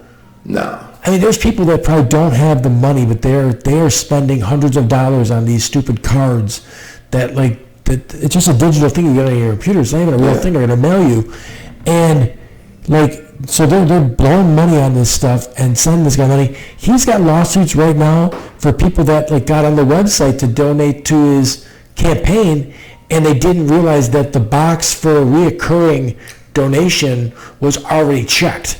The way they set up the website was You had to uncheck the box. So the guy's like, I'm going to give Donald Trump $500. So he's fucking stone drunk and he's fucking, all fucked up and mad at his neighbor that he, is a liberal. So he's like, I'm going to give Donald Trump $500. And then he didn't realize for 3 months that he gave him $500 every fucking month. You know what I mean? And then the guy's suing him and stuff like that. I mean, this is a guy who literally stole from a charity that he funded. Yes. That he created. Right. So, all of the things that, the right complains that the left does, this guy literally did them and got caught and got in trouble. There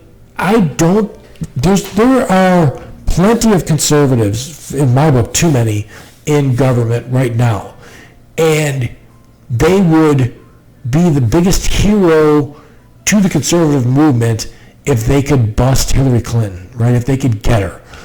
She sat through hours and hours and hours of investigations and stuff like that into her server and all that sort of stuff, and they never had anything on her. They didn't get her. There's not a conspiracy to let that person go, but to catch this asshole. But they keep catching this asshole. And he's got 92 indictments right now? How can a Republican that votes for that guy ever point to someone and go, you're a criminal and I'm not going to vote for you? That guy's a criminal. Yeah. And I feel like Donald Trump is running for office strictly to pardon himself. And I don't even think he understands that you can't pardon himself from state crimes anyway. Yeah. You're I'm sure he's been told at this point. Yeah, but did it go in? Maybe not. No, because he is. That's the problem with the guy that is, like you were saying. If someone would tell him to shut up, if someone would tell him that he can't say these things and that, he thinks he knows it all already. He really thinks that he's got the gimmick for whatever I'm going to say is going to get these people to vote for me. Mm-hmm. And I think he's got people around him that watch social media and they watch what people pick up on, because in the past few years there's been this thing where Donald Trump's the only thing in the way of the government coming from my thing, he's standing in between this and me, and all of this type of savior. Yes, all of these speeches now are they're coming for me but they're really coming for you and stuff like this. Dude, I didn't rape a girl at a fucking beauty pageant, so they're not coming for me. I didn't spank a fucking prostitute with a adult film star with a Forbes magazine, so they're not coming for me. All the things that you did. And the other thing is, I'm a trades guy. Donald Trump is a horrible human being because in his wake, there are all kinds of contractors that went belly up because he didn't pay them for work that they did. Mm-hmm. Stuff like that. And not that there's not bad contractors, but this guy, his whole life has been trying to not pay people and stuff like that. And his whole life, he's that's the thing that I just don't get. He got on a speech and he said, 2 Corinthians, he was telling a joke. 2 Corinthians going to a bar. Not 2 Corinthians. Not 2 Corinthians, right. And they give him a pass. He has never had a wife that he didn't cheat on. They give him a pass. He's got 3 baby mamas. They give him a pass. When does this guy get help? Oh, go. We'll pause. Yeah. My mother called me. Yeah, and then my son called me, so I want to make sure everything. All right. We're back. Once you call it. So, yeah, so as far as the Colorado things for me, and I think for you, I'm fine with it. I would think other states are going to move in the same direction. Well, what I'm hearing is if the Supreme Court takes it up and he loses, then that takes care of all of the rest of the How states. dangerous do you think it is? Okay, he lost an election, told people that he won, and they stormed the Capitol. If this happens and they take him off of the ballot to be president, I think he's Obi-Wan Kenobi then, right? He becomes more dangerous. Yes, I believe so. Yes. So, then you've got a situation, it's another one too, and I hate to always burst the bubble of these conservatives, but I see conservatives, they say things, I'm an empath, right? I don't want to hurt someone's feelings, but here I am going to have to hurt their feelings because they're not real smart, and they are constantly wearing T-shirts that say "fuck your feelings" and stuff like that. Like, they don't care about anyone's feelings, and they'll say things flat out, and it's just a dumb thing that they're saying. They don't realize it's dumb. We have all the guns. First, you don't.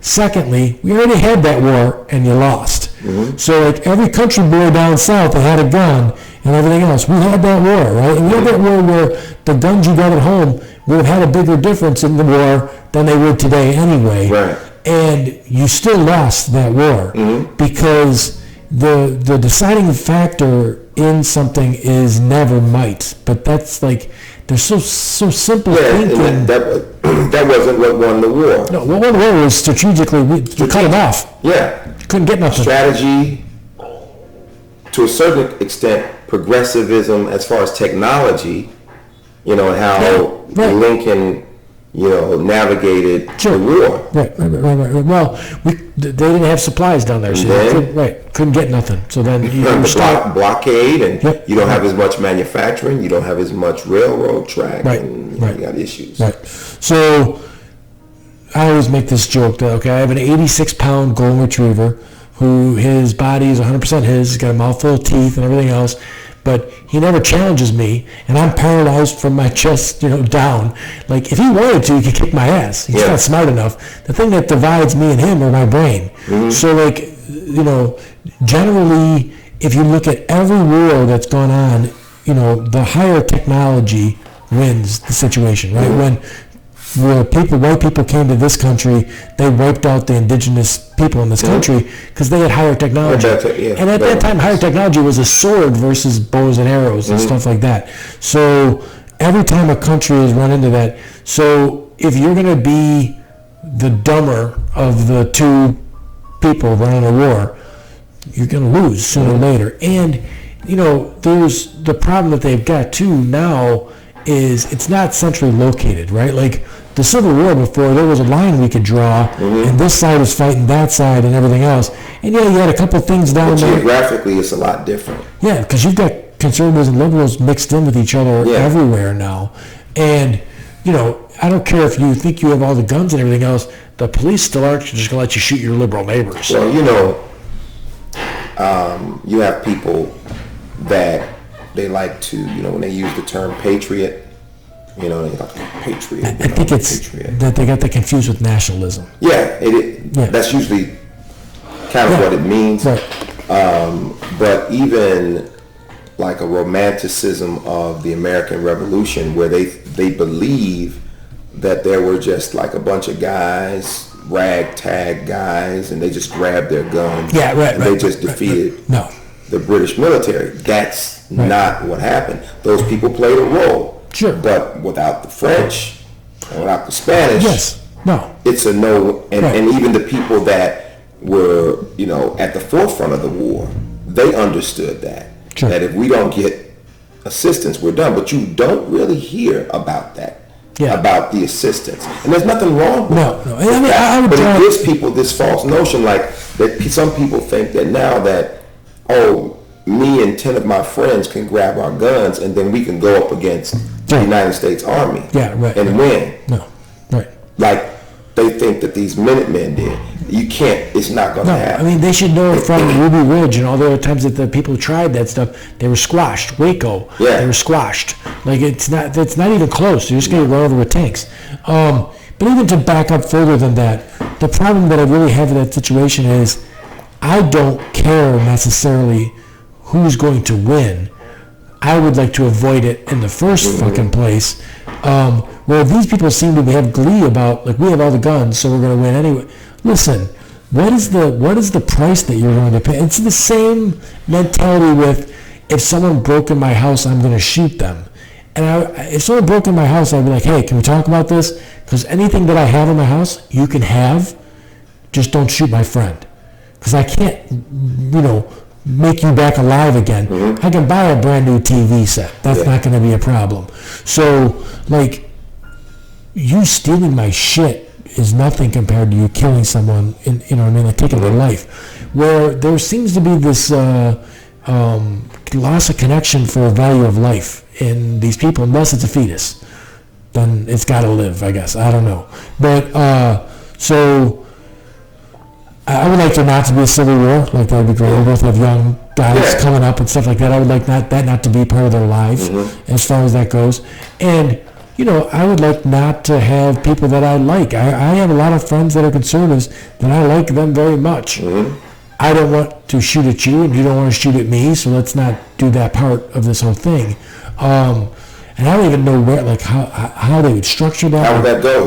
Yeah, like, I mean, block to block, you got different. Also, I think sometimes people don't understand, even on both sides of the fence, sometimes how privileged and how soft your life is. Life is, yes. You really don't. Yes, absolutely, no. It's like if I'm out on my deck or patio and I'm grilling lamb chops and I'm talking like I'm a revolutionary.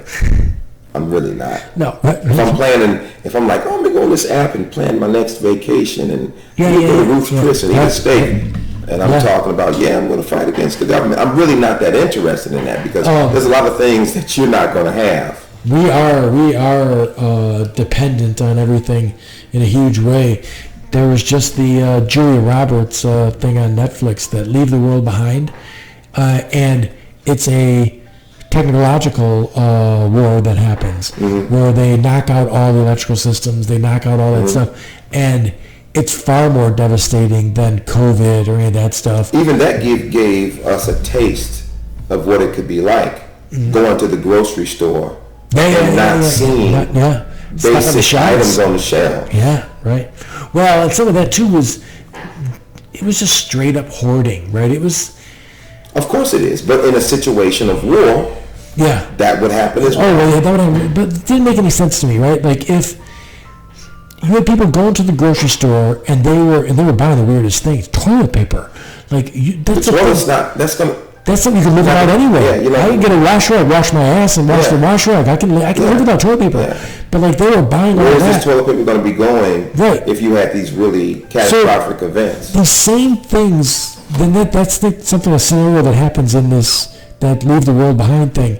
They show up at this guy's house. It's played by Kevin Bacon. Kevin Bacon points a gun and it's his neighbor, and he goes, no. He goes, can't we, you got some antibiotics. Can we get some antibiotics from you? And he's like, no, that's for my family. I've got this thing. I'm not that guy. I'm certain that when I've always got 3 freezers in the house full of food. I like to cook at home. That kind of stuff. Like there's always, if there's a catastrophic snowstorm, I'm thrilled. I throw wood in the fire, turn the TV on if I got that. I got a DVD player if I wanted to, if all the internet got knocked out. But I have plenty of food. I could last at my house for a month, no problem. Eat well for the month too. I have a gym in my place. Like I'm fine. So I couldn't imagine there being a Civil War situation and people were knocking on my door saying, do you got anything? And I have freezers full of food and me going, no. Do you know what I mean? Like, I'm not going to let you starve. Like, I couldn't. But there are people out there that were like, I'm stocking up and you're going to fuck off. And like, like, you're going to survive for what? For no society left when you're done because you survived? Like, I don't think that's a society I want to live in to be. Anyway, so I don't care. Like, whatever. Now, can you come in my house and hurt my kids? Or no, because I'm not going to let you do that. But like, do you need something to eat? I got you, man. Like, we're going to help you out. We got to figure out another way at some point because we're running out of food. But we'll cross that bridge when we get to it because we're all humans, sort of a thing. This mentality that like I'm disturbed by how light people take a civil war. Yeah. They just kind of throw it around like, if I don't get my way, we're going to do it like this. Civil war. Right, and the thing is, too, if you don't get your way, you're threatening a civil war, but the game's already stacked in your favor. You got your way. Trump won, and he got 9 million less votes than that woman that no one liked. Like, and I mean, I'm the first to tell you, I was a Sanders guy. Like, I canvassed for that guy. I phone banked for that guy. I looked at that guy and said, that's the real deal. I want this country to have that debate. I want you to put Sanders on one side of a debate floor and Trump on the other side and have the guy that says greed is good and we have gold toilets and all this other shit against the guy who's been in government for all those years and is worth $300,000. Like you guys, let's have. That's the same reason that I think Nazis should have all the free speech they want to. Let them stand in the Times Square. Let people listen to the dumb shit that they're saying, and then decide that that's not the way we should go. We shouldn't kill our neighbors. We shouldn't do dumb shit. And it didn't. Hillary won the primary, as rigged as it was, or whatever. Because people don't understand that the two parties, the primaries are not like a constitutional thing, that like they're not running a certain way. It's two clubs, and they could decide tomorrow not to even have a primary. They're talking about Biden. They're not even going to have a primary situation in some states. That he's just the only guy on the ballot. No, I hadn't heard that one either. Now, why are we doing that? Well, like and even Biden, they had him. Like I said, he was the second least person I wanted to be president. They interviewed him and said, do you think a different Democrat could beat Donald Trump? And he said, yeah, like 50 of them. Then what are you doing here? Joey, the whole argument for you was that you're the only guy that could beat this guy. So that's why you're here. I believe the Democratic Party feels Biden is the one we can control the most. So that's why he's here. Do you think that Gavin Newsom is kind of trying to position himself to run eventually? I think that there's... So I've actually paid a lot of attention to Gavin Newsom, and my problem with most of these people, that Gavin Newsom included, is they start out as idealists, and then they slowly move to this center that is really nothing. It's just this incremental change that means nothing. It doesn't do anything for anyone. Mm-hmm. People that are in dire straits don't get help from incremental change. They need real change to happen. And Gavin Newsom's that guy. He started out as a very progressive candidate, and he's worked his way to the center. And I think he's now just an opportunistic person who is just, I'm not here, guys. If you don't want Camaro anymore, just, you can pick me up, right? I could be the vice, you know what I mean? And then when you're gone, then I'll run. So I'll have 4 years as vice, and then I'll do, and he's slick. He's a good-looking guy. I mean, you put some of the stuff, too.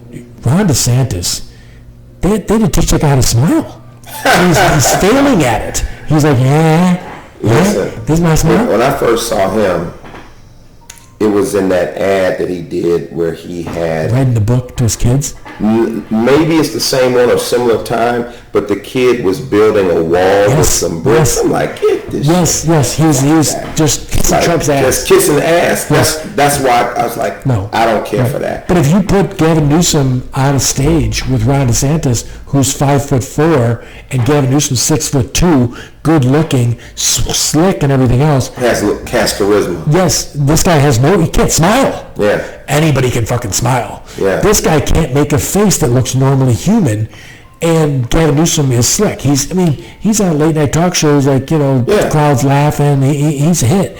He's the Barack Obama situation, where like Barack was a terrific orator, right? A great speaker and stuff like that. And I mean, he's kind of a cool dude too. Like he's fine. But I'm saying you put Gavin Newsom on a stage with DeSantis, which they just did, and it didn't go well for DeSantis. If you put Gavin Newsom on a stage with Donald Trump, that's a mess for Donald Trump. This is a better-looking young guy who has things to say and everything else.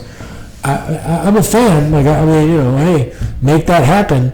Why is it Biden? I don't know. I mean, that's another one where who is the guy from South Carolina, the old African-American Democrat that came out and supported Joe Biden. I know who you're talking about, but I can't think of his name. Right, but I mean, that's what... I know exactly who you're talking about. You watch the political machine run over Sanders. Like, even the people that were... the woman that's the professor who said something about being part Native American. Yeah. Elizabeth Warren. Yeah. She was like the closest thing to progressive as far as Sanders, goes, and she didn't come out and even back him. Like, she just was like, all right, I'm just gonna like stay out of it. And somebody, I'm like, come on, you can't throw any support his way at all. And then the establishment all went with the other guy. I 100% understand the appeal to Trump as a non-establishment guy. I can't wrap my brain around now because he was president. Like, you are the establishment. I also can't wrap my brain around, you people think that the election was stolen from the guy who was president. Now the guy who isn't president is somehow going to do the same thing again, and it's not going to be stolen. Right. And why are you voting if you think that they're going to manipulate it anyway? Like, these people are actually, they're in charge now. Like, if you're going to cheat, now is the time to cheat, not the time before, right? Right. So how do you stop him from cheating this time? And I mean, they say things that don't make any sense. Like, they say things like, how could Joe Biden get more votes than Barack Obama? And I'm like, well, because Barack Obama was running against Mitt Romney, and Barack Obama was running against John McCain. More credible candidate. Yes, normal fucking human beings that people liked. They had regular conservative ideals that people liked. So they weren't people who looked at a president from another country and said, you have to do this investigation into Hunter Biden so that I'll give you war stuff. Right. He's not on the phone saying to the election officials in Georgia, find me these votes. Right. This is a guy who is a treasonous piece of shit, and there's people on your side, 24%, who won't vote for him. That's what I said to the friend. He's going to lose because they're going to be Republicans that are going to vote against his ass. Yeah, for sure. Right now, though, I think the problem the polls don't mean a damn thing, because first off, they're never right anyway, and second off, they just change. So it doesn't, like today they got Trump beating Biden in the polls. Mm-hmm. In the swing states that matter. That's another thing. It shouldn't matter. State to state should just be a popular vote, and that's it. Like, it should just be straight. Like, this electoral college thing doesn't make any sense. Mm-hmm. There should not be a situation. We have 340 million people in this country. If 9 million people vote for one person more than the other one, there should be a no-brainer that 9 million is a monstrous number. The other person should win, because that's what the country wanted. Right. But that's not how it goes. So, you've always got this, like, it could happen the other way. The problem that the Electoral College never going away is Republicans can never let that go, because they'll never win another election. Yeah. You know what I mean? And they say stuff like, well, then the coasts will decide. The who? The coasts, the East and West Coast, will decide who's president all the time. And I'm like, yes. So what that will force the hand is of the candidates to actually do something for the people and get their vote. That's how it's got to go. Mm-hmm. If most of the people live on the coast, then I guess they get to decide. Right. And I mean, you should have a situation in this country as technologically advanced as we are, and as technology advances, where we no longer need to live in these big metropolises anymore, right? Mm-hmm. Like, you can have a job that's remote. So, it's really nice to buy land for a lot cheaper than it is in the city anyway. It's really nice to have your solitude and be off by yourself and everything else. Like, if I could do my job is, in an area where there's population, but if I had a job where I could move to Montana, have 80 acres and do my job and get paid, I think I would do that over the other job anyway. But Montana, I'm torn when I get older whether I should take my liberal vote to Georgia, or I should take I got to take it somewhere where it's going to tip the scales. Mm-hmm. And the only reason I say that is, first, I don't want people harmed, and I'm sorry, we have a bigger problem with white terrorism in this country than we do with any Muslim terrorism in this country. Mm-hmm. And we have a bigger problem with people doing hate crimes against homosexuals and stuff like that. That doesn't, like, let's not raise people that way. Like, mm-hmm. Let's not do that stuff to those people. The people that seem to have solutions that are going to move it in the right direction is the progressive people. It's amazing to me. Like, what are your thoughts on AOC? I don't know a whole lot about her, but some of the things I see I don't particularly care for. I'm not a big fan of hers, but she's painted as a dumb person, and she's not a dumb person. I don't think that she's dumb, but when I was talking about how people more like in a social media climate that we're in, I think that a lot of the politicians say things that can be clipped and get out there so they can elevate their profile. So I remember seeing her some years ago, and I think this was, when the first impeachment inquiry was coming up, and maybe they asked her some questions about it. She said something about impeach the MF or something. I'm like, oh, God. Yeah, and I think that's, the problem with that is she's in a bubble. Come on now. You're in a bubble, right? So you can say that shit to your friends, but don't say it to me. That's not how you should be moving. Right. I just thought it was dumb. Like I just said to you, you said, take Trump off the ballot, and fuck yeah, because if I read the 14th Amendment, that's the law. Right? I mean, I don't know if you pay that much attention to wrestling anymore, but there's a bunch of wrestlers, and every year there seems to be this thing, right, where a bunch of wrestlers end up ineligible because they transfer. I saw something about this kid. I've been seeing a couple of posts about this kid. If you don't go back to this school within this amount of time, you will be ineligible for the season. Right. But I just didn't know what the backstory. Right. I absolutely hate to see I think they got to let him wrestle. When it comes down to it, you got to let him wrestle. But I blame the parents. You knew the rules. You knew that you weren't supposed to transfer this way when you did it. So just don't do it in the first place. But now that it's done, you gotta let the kid wrestle. That's just the way it is. And people do these things they feel like it's going to be this path to a scholarship, right? They feel like it's going to be this thing that's going to get this thing. And I just don't think that anyone should even live their life only focused on results. Focus on the process. Focus on what you're doing, and you'll get the results. The results will happen. The results might not happen right now. There are all kinds of wrestlers that come from all kinds of different states in this country that, on the youth level couldn't beat the kids from Illinois. But once they get into college and they get into that program and everything else, then they do. They beat those same kids. Mm-hmm. So, and I'm in no way, shape, or form saying that I think that the rules need to be changed for these transfer things, right? But then again, what happens if you make it that you can just do whatever you want to do, move wherever you want to? You were in the youth thing. All the parents that ran around, just yanked their kid out of this club, put them in that club, yanked their kid out of this club, put them in that club. And I want to say there's a 50-mile rule or something like that for high school now, for public schools. You can't live 50 miles away from the school and still attend the school, or private schools that way, whatever it is. But they're always trying to find some way around it where they put a kid in an apartment and say that they're living there, whatever.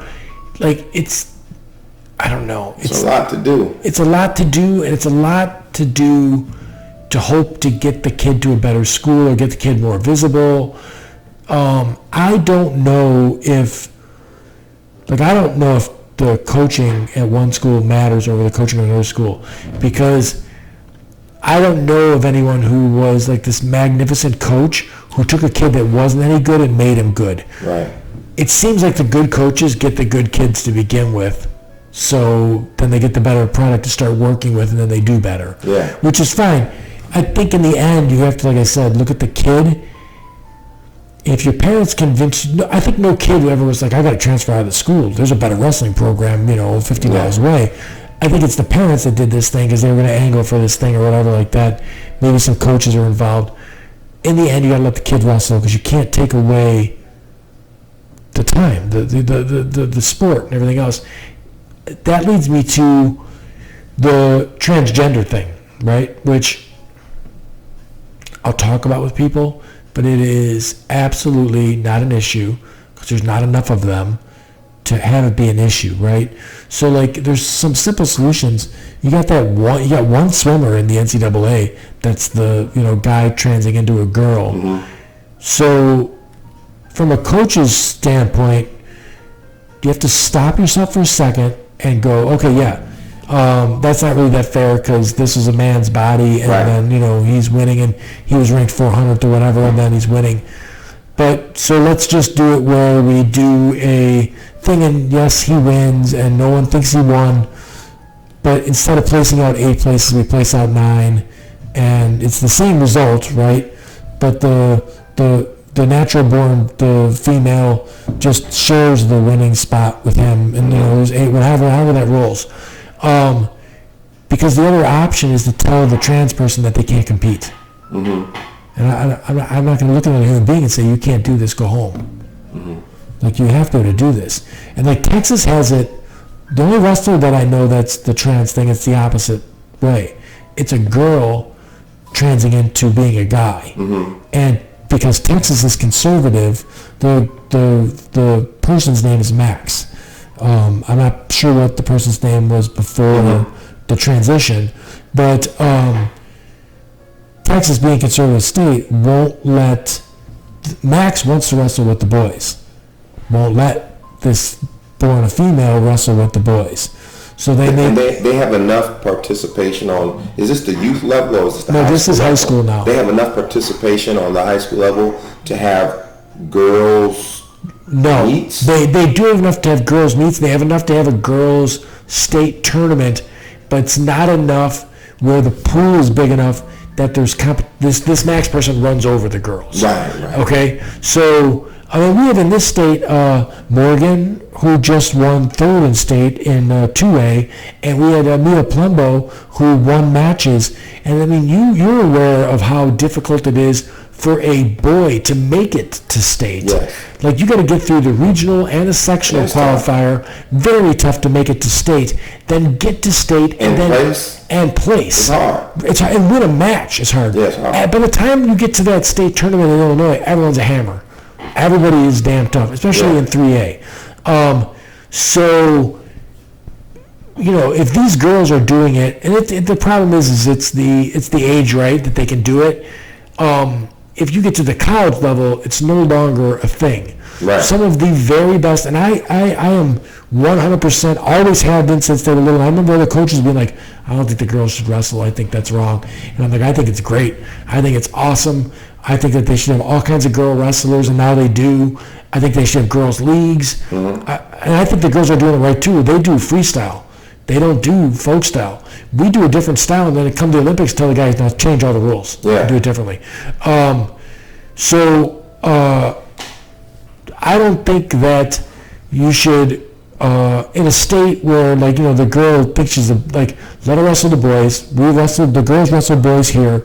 The thing that comes into it is some of the boys that are going to lose to that girl claim some sort of religious thing, and they don't want to, because they don't want to get embarrassed by losing to the girl.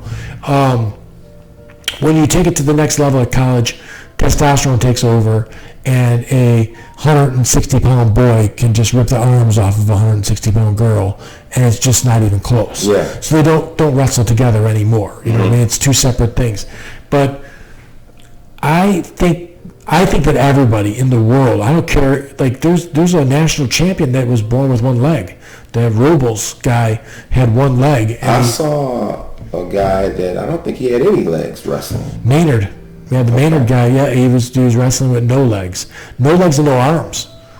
Yeah, I mean, he was just like grabs it. But people say stuff like he's got an advantage. He has no advantage. Yes, he's stronger with what he has because he's not carrying that extra weight. The extra weight's in muscle. That would be kind of hard to argue.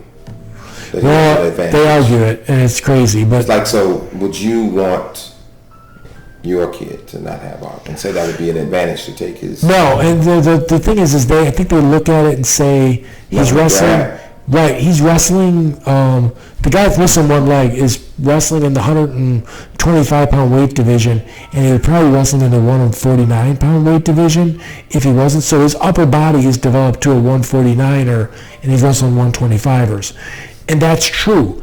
But he also only has one fucking leg, so he can't run. Yeah. He can't fucking move the way these other guys. So, his one advantage is that he's stronger. That's only one part of this whole thing. There's all kinds of moves he can't do because he doesn't have the other leg. So, it's a nonsense fucking thing that they're saying. It's an amazing thing that the guy did that. And, again, what is your other option? Tell him he can't compete? Yeah. That's bullshit. You can't do that. So we wrestled the last year we were at Grand River Rumble, he wrestled a kid who was legally blind.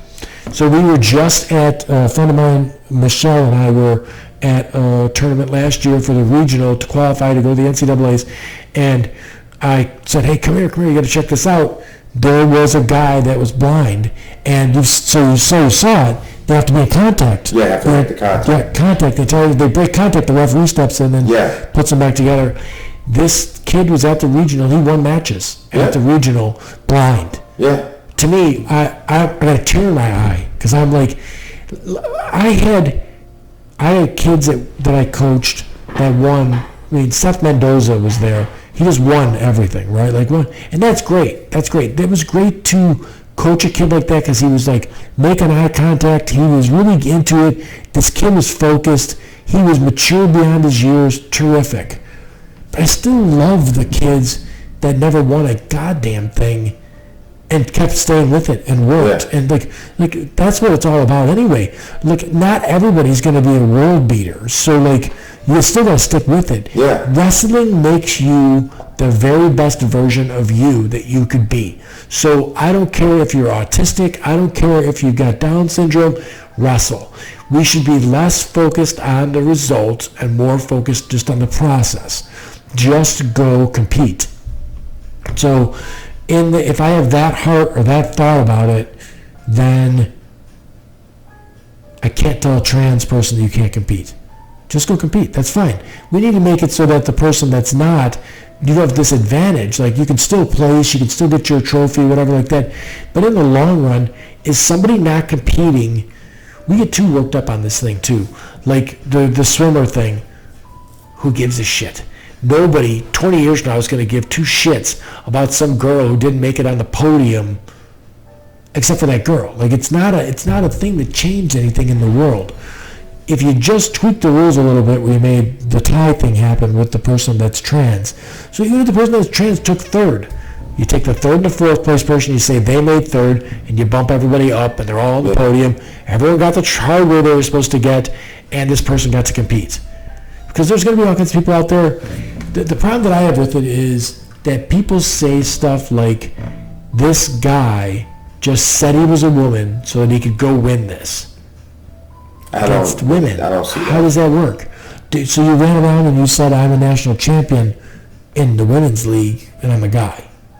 No one's going to be impressed with that. No. That's not a thing. So, I don't know. A lot of it needs more thought as far as that goes. But, again, there's some people are like, well, why don't they have their own league? Because there's fucking 3 of them. Right. So what are you going to do? Not enough. It's an impossible situation to make everything fair, and it's doubly impossible to have fair, a equal outcome sort of thing. Mm-hmm. I've always been equal opportunity, but not outcome outcome is what it is. I talk to a lot of people that women that I don't get it when a woman says that she's conservative. And I'm always like, listen, it's fine if you are. That's fine. But let's have a conversation about it and find out, how did you get to this? I actually had a woman say to me, she goes, well, I'm a conservative woman because all the men are wimps that are liberals. And I'm like, historically, that's not true. She goes, what do you mean? And I go, Muhammad Ali was not a conservative. No. Mike Tyson was not a conservative. There's all kinds of top fighting athletes that were not conservative fighters. And I go, besides that, let's break it down to this. I wouldn't say Lincoln was a conservative. No, he was a tough bastard too, as far as that goes. Really good wrestler. Tough, but let's break it down to something even simpler than that. I don't got to pick a combat sport and cherry pick one person and say it's tough. If I'm running a race, and we're all in a race, we're all in this rat race, right? Mm-hmm. And I'm running my race, and I look to my side, and someone fell down, they broke their leg. And I say, don't worry, I'll help pick you up, and we'll make it. We're going to finish the race together, right? Mm-hmm. No problem. And then the other guy next to on the other side goes, fuck you, and just runs, right? Mm-hmm. Is because he placed better make him tougher? No, I'm the tougher one, because I was able to say, if you're hurt, I'll help you get there. I'll pick up your weight and I'll help you make it. That makes me tougher than the guy who just ran off. So, like, how is it that your mentality could be, and I think it's this fake, the Donald Trump thing, the fake machismo thing, right, which is nonsense. Like, it's not real. I mean, Donald Trump, as a young man, I think I made my weekends to, like, evaluate whether a guy was, are you a tough guy or aren't you a tough guy? Let's find out. Because we're going to parking lot later, we're going to find out anyway. Yeah. And Donald Trump has written all over him that he's not. He would hire someone to be that tough guy in the parking lot. But they believe he's so much tougher, and I'm like, I don't know how that works. There's a double-edged sword there, though. I think that there needs to be gun reform in this country. I don't think a Democrat could get it done. I think you have to have a Republican that gets that done. Because... Maybe because you think how it would be viewed if it was a Democrat? Mm-hmm. Yeah. How it it's would the be situation, the lack of trust and support? It's the situation where if someone was going to steal something out of a car, right? Would it be easier for a black guy or a white guy? It'd be easier for the white guy because the black guy, as soon as he saw him, they locked his door. Right. So you know what I mean? Like when a Democrat gets into office, they grab their guns and they're like, "Oh my God, someone's going to take him! Someone's going to take him." Where if you look at the presidency of Barack Obama and Donald Trump did more to regulate guns than Barack Obama did. Actually, Barack Obama made that you could take your gun on a Amtrak train, and you could take your gun into a state park after Barack Obama was president. Trump took apart. There was a couple of things that there was some weird magazine that was involved with a shotgun or something like that. And he got rid of that. Like, he restricted guns where the other guy didn't. Mm-hmm. And no one even made a stink about the other guy restricting the guns. Maybe it flew under the radar because I totally missed that one. You know, maybe a little vague, but no, I didn't really catch that. Right. But I'm saying that he could do it and it could fly under the radar. Mm-hmm. If the other guy even looked at your gun, it's going to be all over the news and it's going to be a big thing because, you know, he's a bad guy and he's going to take all your guns. So, like, and I'm not talking about, like, I don't believe that we need to have all the guns taken away. I'm just saying that we need common sense things where there's a background check everywhere. Yeah, I can agree with that. Stuff like that. You know, I support gun ownership.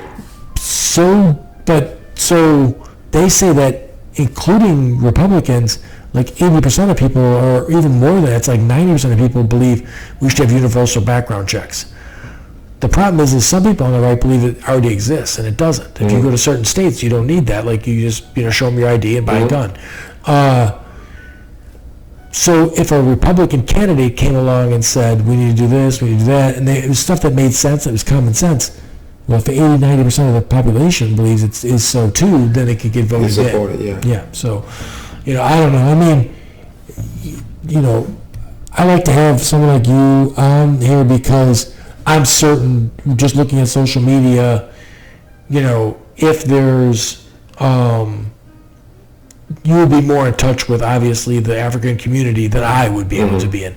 You live in that community. I live out in Manteno. There's, you know, there's hardly anyone of color out here. And you just converse with more people that way. Because it's both ways, right? Like, there are definitely white people who just see a black person and go, no, I don't like him, right? But there's also white people that look at white people and go, I don't like that. The same way. Yeah, right. So, you know, there's a lot of people that, like, you know, we were in a situation where our kids were wrestling each other all the time at practice and stuff like that. And I had obviously never had any problem with a black person, so, like, I would talk to you right away. And we talked all the time when we were in that time. But, you know, if we were just at Walmart, or not that I'd be at Walmart, I picked a bad. You know, if we were at the fair or something like that, I would just come up to you and start talking to you about nothing because, you know, like, we just would be in the same clique. Right. So I think I'd like to hear from you. Your black conservative friend is definitely the black homosexual conservative friend. Wow. Well, no, that was an actual. Oh, that's a public figure. Public figure. Okay. Yeah. Right. The other guy, he is biracial. He has a black father and a white mother, Polish mother. Okay. Now, I see a lot of second generation Mexican people who, it looks horrible because they're very conservative, that they're just pulling the ladder up. Like, as soon as they got up out of that situation, they don't. Nobody else behind you can do this thing. I've experienced that with some people that I know. Yeah. There's a guy I attended high school with. He's Mexican, and he has some pretty, I think, conservative views. I think the Republican Party is missing the boat on the Latino and the African American, because if you hit on the religious part, those are usually two groups that are far black people are conservative, especially if they are they're Christians. Yes. They're probably much more conservative than most. Right. So they're missing the boat on votes for that situation. I don't think that they feel that the effort would be worth what they would get from it. Well, the risk reward, right, would be that you're going to risk losing the David Dukes of the world to get, the people that are this. Because even when, and some of it, the efforts, because there have been efforts, I didn't really see them as sincere. Mm-hmm. Like you have someone like Candace Owens, and she was doing the Blexit thing, but she had a lot of contempt, it seemed, for the African American community, and it just didn't work to me.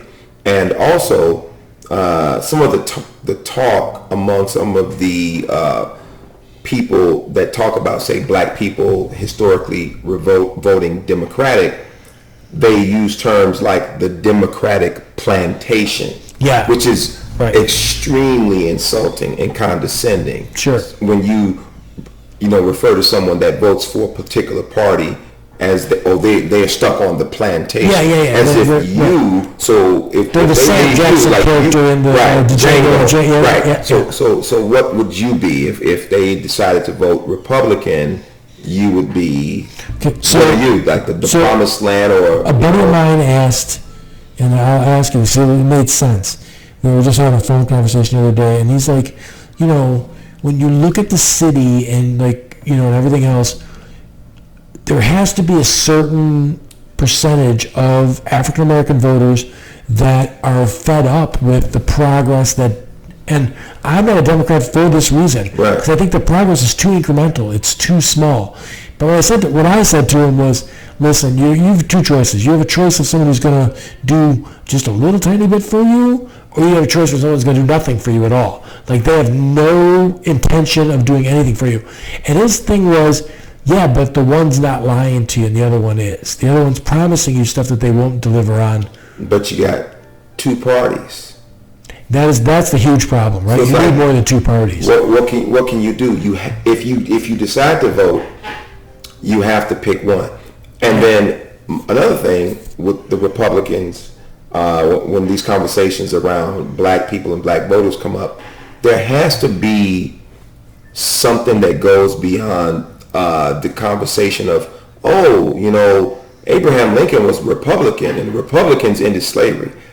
That was a long time ago. Right. And you can't simultaneously talk about how the Republican Party ended slavery while simultaneously waving around the Confederate battle flag at your rallies. Right. That's a contradiction. Right. You gotta pick one. So there's got to be some other talking point. Sure. 155, 160 years after the Civil War that you're going to come up with, other than Lincoln. Besides the fact that the ideology doesn't match up anymore. It does not. It's not. I mean, if you look at it, and I don't know how it's scary to me to watch someone want to believe something bad enough that they could say something as stupid as, that Abraham Lincoln was a Republican.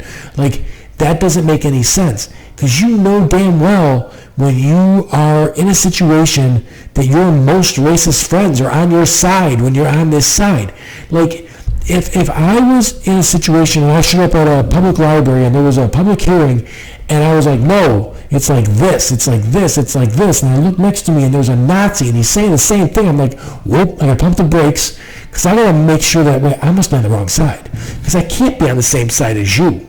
Like, Right, you can't say that while advocating, like, we just have to keep the names of these Confederate generals on these ships. We just got to do it. We just got to keep these statues. We got to protect. No, you don't have to protect those things. And there's things that are policy-wise that I see as more important than that. But also, if we're trying to move the country forward cohesively, if that's what you say is the goal, then getting rid of those items in the public way is a small step in the right direction. And you just think that there's so much.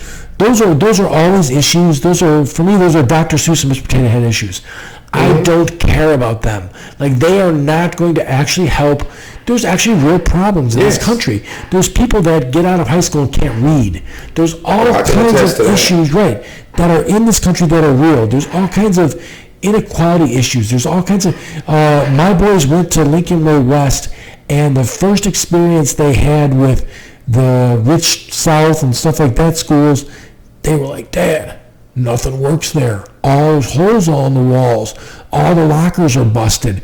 The bathrooms don't work. The toilets are cracked. And I go, Amir started off, before he came to Lincoln Way, as a rich rattler. Yes. He wrestled in that club at those schools. And so, I saw. Well, my son's question was, how could they be at a school and it's all like this, and then our school's got brand new computers and everything's brand new and it's super nice? And I go, because the system is so fucked up that your tax dollars from your house are what pay for the schools, and you can buy a house for $60,000 in the rich South subdivisions, that are in that district, and you can buy a house for $500,000 in yours. So that guy's spending $16,000 a year on property taxes, and that guy's spending $800 a year on taxes.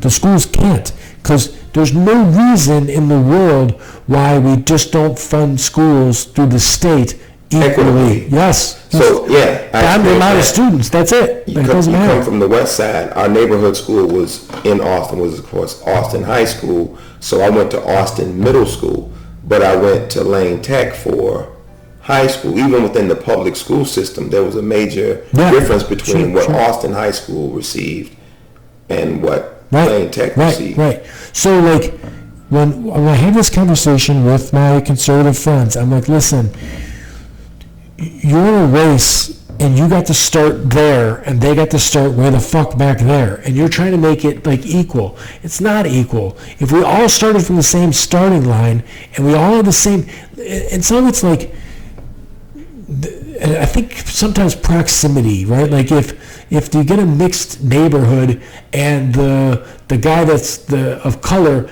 doesn't take care of his yard the way that the guy that isn't is, then he's more mad at all of the guys of color because this one neighbor didn't do this thing. Like, you can't paint with that broad brush, and there's a reason he's not doing it. And the reason he's not doing it is it wasn't instilled in him as a young man that he needed to do this to his yard and keep his stuff up the way that he's supposed to. It didn't probably have anything to do with his color. Probably just do with the fact that maybe Dad didn't live at the house, maybe whatever went on. There was a disadvantage that happened that made this go on. We're all human beings. We'd all like to have nice things. We'd all like to have nice families. We'd all like to, there was just, I don't know if maybe as sometimes as like I said, a white progressive guy, I almost get more upset about the fact that everywhere I turn, there's a situation where if a young guy of color gets caught with a bag of weed, he ends up in the prison system for most of his fucking life, where a young white kid gets caught with weed, and they go, let Tyler go. He's going to do fine, big things for Tyler, and he's fine. He never visits that situation. So, like, there's just, like, and I want things to be better for everyone, and I firmly believe that if it was better for disadvantaged people, things would be better for people that had advantages too, right? Like if it's I don't think it's a finite. We're all connected, right? If one guy sells shoes and one guy sells steaks and one guy sells cars, if the guy who doesn't have the education gets the education, guess what? He can buy shoes and steaks and that'll sell more of that stuff now. So like we're all connected in this thing.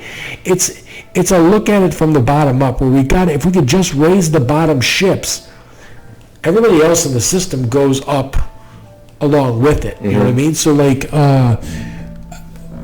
I think it directly affects my life, and you look at it from a crime standpoint. I don't think there's anybody out there that is robbing someone for kicks. Do you know what I mean? Like, if you got a starving kid at home, though, you're going to go shoot somebody and take their stuff because you got a starving kid. There's a kid at home crying, he hasn't eaten, so you're going to do his thing. How did you get there to where you have a starving kid at home? You made some bad choices to make that happen. I mean, the America's all about second choices, right? Like, I have all kinds of people I'm connected to that were former addicts and stuff like that. I am all about add a girl, add a boy. Stay straight, man. Do your thing. Like, get like somewhere along the line. They say it's a disease or whatever like that. But somewhere along the line, somebody dropped the ball on making sure you didn't get in this trouble. Yeah. And then now you're in this trouble. Is because you were in this trouble going to make it that the rest of your life you're always in this trouble? No. Like, you gotta be accepted back in. And there's people out there that are like, she was on crack. I cannot let her in my house, no matter what, never. I don't care if she's 10 years clean. I can't be that guy. Nah. You know what I mean? If you do that, then all you're doing is pushing that person back to it. Yeah. Yeah, right. So, as far as that stuff goes, I don't know what the solution is. I mean, I have no idea. I was hoping for some wisdom from you on that. You just do the best you can, you know. Yeah, and now you did the best you could. Some success and some failure as far as, you know, what I've encountered in my years in the school system. Yes. So you've got a unique situation, and I don't know if you want to, like, the way that we saw it from the outside was you took Amir from Rich Rattlers, who was a predominantly African-American club, and you brought him to, I mean, Amir was one of the only black kids on the club. Yes. Do you today, after it's all said and done, do you think that was the right decision? Absolutely. Okay. Because I can tell you, I love that club, Rich Rattlers. But as I sought opportunities for him to get better, there weren't a lot of opportunities. And one of the first things I did was I was learning about wrestling in the wrestling community. Sure. I looked up, I think it was Force Wrestling. They would always have the off-season clubs. Yeah, Force. Yeah, right? So I looked up a few of those off-season tournaments, and I went into, you didn't even have a Google thing on the phone where you could, so I would look it up on the internet and see how far some of the tournaments were. And I looked at the ones that were maybe 45 minutes to an hour away. Some were 2 hours away, and I created a list of off-season tournaments. Sure. And I asked the guys that were some of the fathers, the parents in the club, said, look, we can get our guys better, but we need to get together and we need to go to some of these off-season tournaments. Yeah. Right. And nobody was interested. First off-season tournament I took Amir to was the Dean's Classic in Harvard, Illinois. Sure. I ran into, you just mentioned his sister, Nori's sister. Okay, yeah, right. So that was the first time I saw Nori. He was a little boy at that tournament with the Will County Warriors. I met a few really nice coaches from the Will County Warriors. So I was looking for a club that had more competition in the room. Yeah.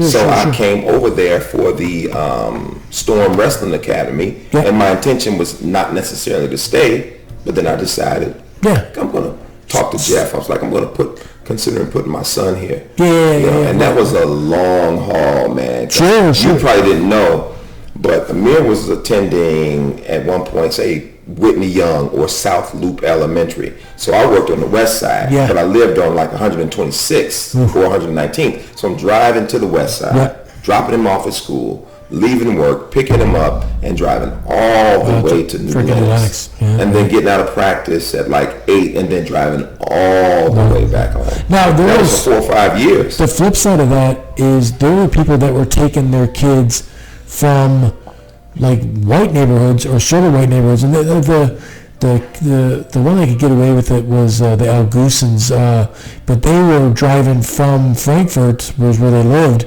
and they were going to Harvey to go to the Twisters. Now I don't know of too many like people that look like me that were doing that, but like they looked like they were of color, so like they could make that work out. And they did it for the fact that the Twisters are very good wrestling club, and there's very good wrestlers at that age in there. But in addition to that, on Saturdays, from the time he was maybe in kindergarten all through 8th grade, he was taking classes. I was driving to Northwestern on Saturdays because he was taking he was taking classes through this program called the Center for Talent Development, and so I was doing a lot of driving. I was going where the opportunities were. But see now, and there were some other things that I was doing with him on my own as far as his academics and things like that. So I see the payoff long before now. But with him being able to go to Finland and say, I want to study neuroscience, and his plan is to try to get a paid internship there and maybe stay over there throughout the summer. Sure. So what's he going to do in the way of neuroscience? What's the plan? Like, where's... He wants to earn a doctorate in neuroscience. Yeah, but I mean, like, what is the... So like, my guys are going to be engineers, and we always talk about, like, listen...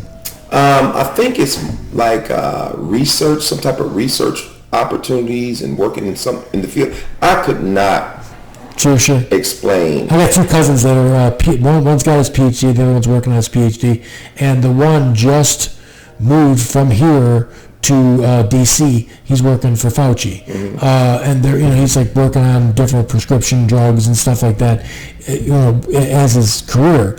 And the thought in that, and the same with like Peyton with the engineering stuff. I'm like, listen, wrestling's great.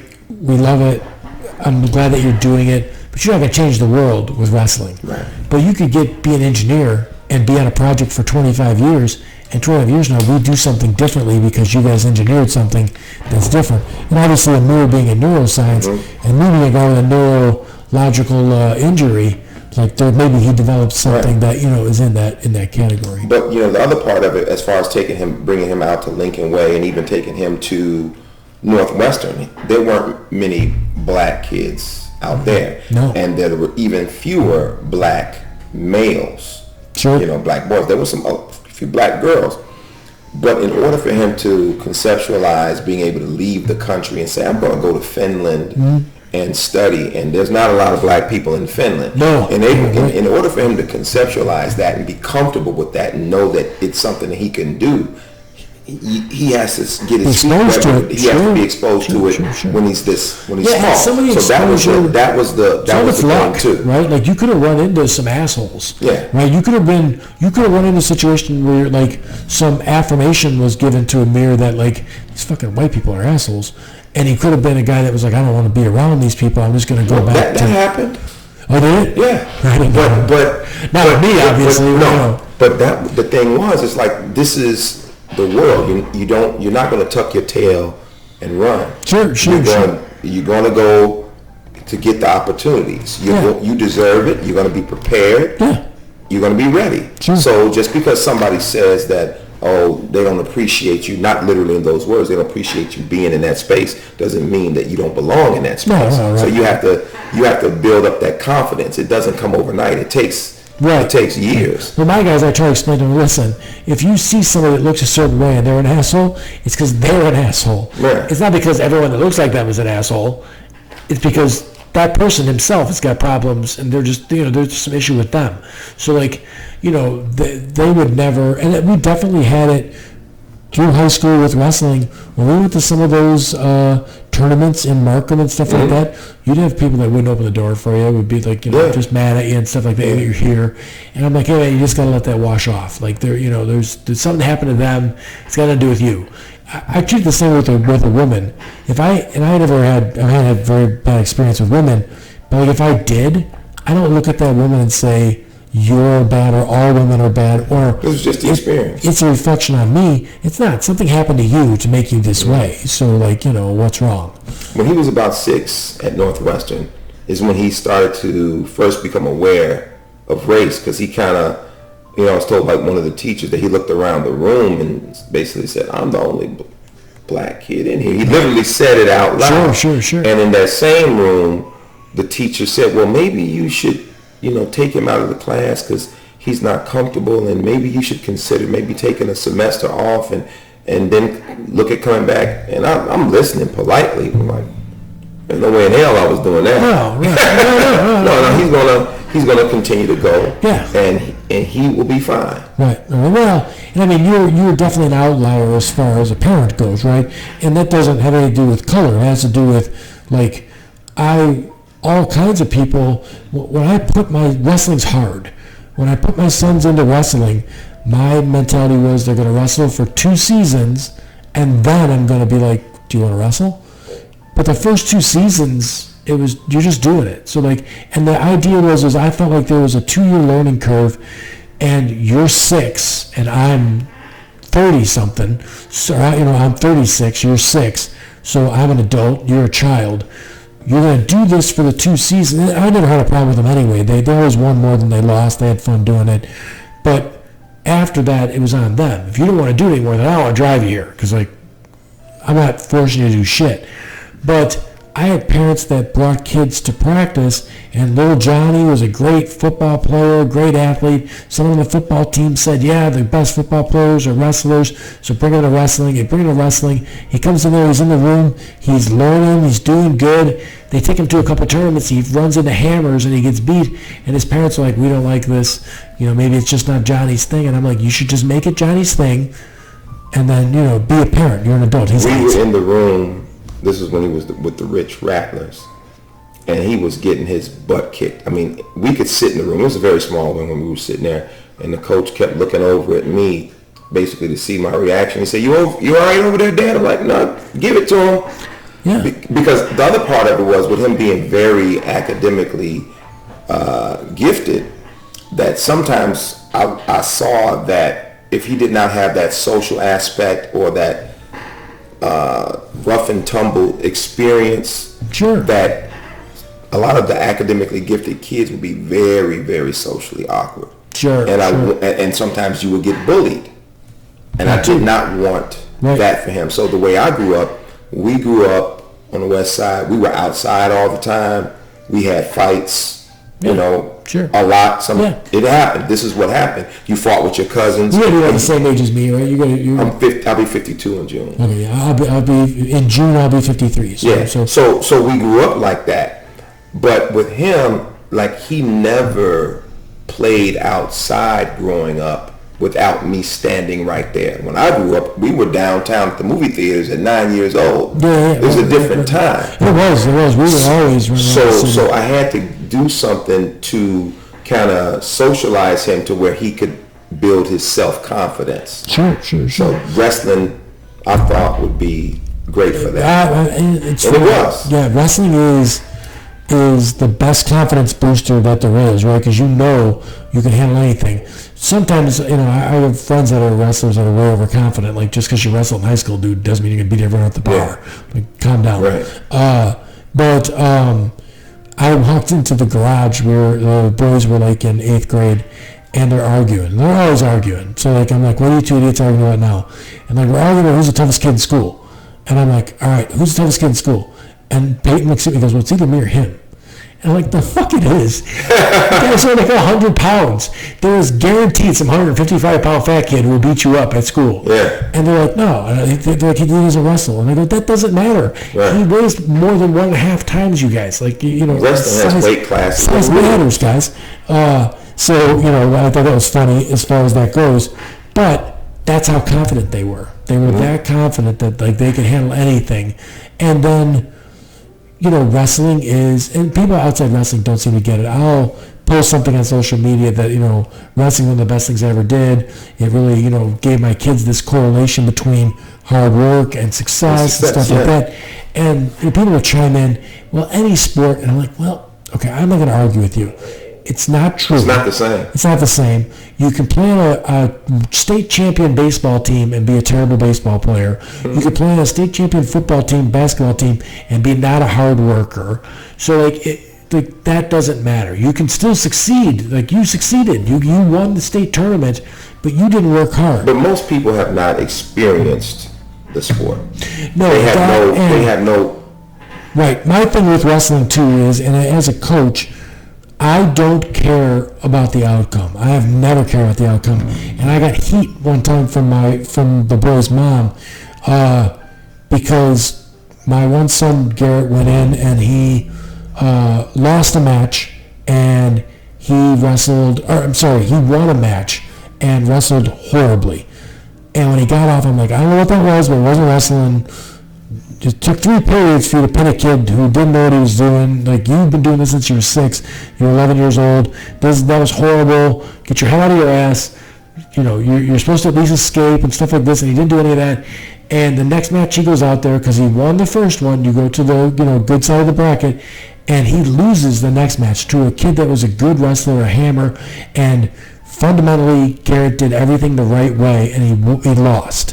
When he got off, I'm like, that was exactly the adjustment I was looking for you to make. That was perfect, because you're 11 years old. I do not give a fuck about the results don't matter. No one's going to remember this match in 20 years. No one's going to care. And his mother was like, you're just messing with his head. And I'm like, you don't get it, and I'm sorry about that, but no, I want him to, he needs to have the fundamentals to go on in the future. Right, and that's going to be with anything that you do, the effort and the focus and everything else, anything that you do. If you want to be an engineer, if you want to be a neuroscientist, anything that you do, focus and dedication are going to be what it's going to take. So, and also there's this other element too, right? As a parent, I feel that my job is to impart practical skills on my children so that they can go out and tackle the world, right? So things that actually you can do in the world. And I don't really know of any other sport besides wrestling that could actually happen in the real world. If a guy comes into a liquor store and robs it, you can't show him your killer crossover and he's going to leave the store. But you could wrestle him to the ground and get the gun. Same thing, if somebody was being grabbed somewhere and kidnapped, your wrestling skills could get you in a situation where you could get this. 9 times out of 10, the stupid NRA thing where they say it takes a good guy with a gun to get it with a gun. That's nonsense. 9 times out of 10, it's a guy without a gun, or one without. It's a person without a gun subdues the person that has the gun. So, and people won't believe it, but look it up. 9 times out of 10, it's somebody without a gun that stops the guy with the gun. That's a wrestler, right? You could do that thing, right? If you look at the Munich terrorist attack where the judo players and the wrestlers are who saved most of those people from getting kidnapped by those terrorists. So I think it's a practical life skill that also comes along with, if I work hard, I win. If I work hard, I succeed. If I focus on it, if I pay attention at practice. I think it played a big part in, my son's outcomes. Yeah. Huge. Right. And he probably does, like you were saying, he was thinking about maybe getting a little MMA stuff going on for himself. I think it's great that you can, in most any sport, you could take it to like a adult level and go play at the rec, basketball team or softball or whatever like that. But wrestling, there's full-out competitions. You just go do jiu-jitsu and it's the same thing, and go have fun, man. Like, go win the medals and the swords and all the other stuff that you won before.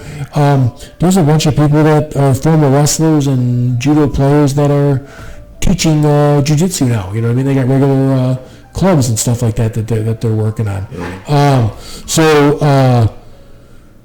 I just think it's a great life skill to have. And my one thing with my sons when they wrestled was, listen, I don't care about the outcome unless it's a situation where you are on your back and you quit. Don't ever quit and come talk to me, because there's going to be a problem. We're going to have a real problem with you just dropping your shoulder on the mat and getting pinned to get out of this situation.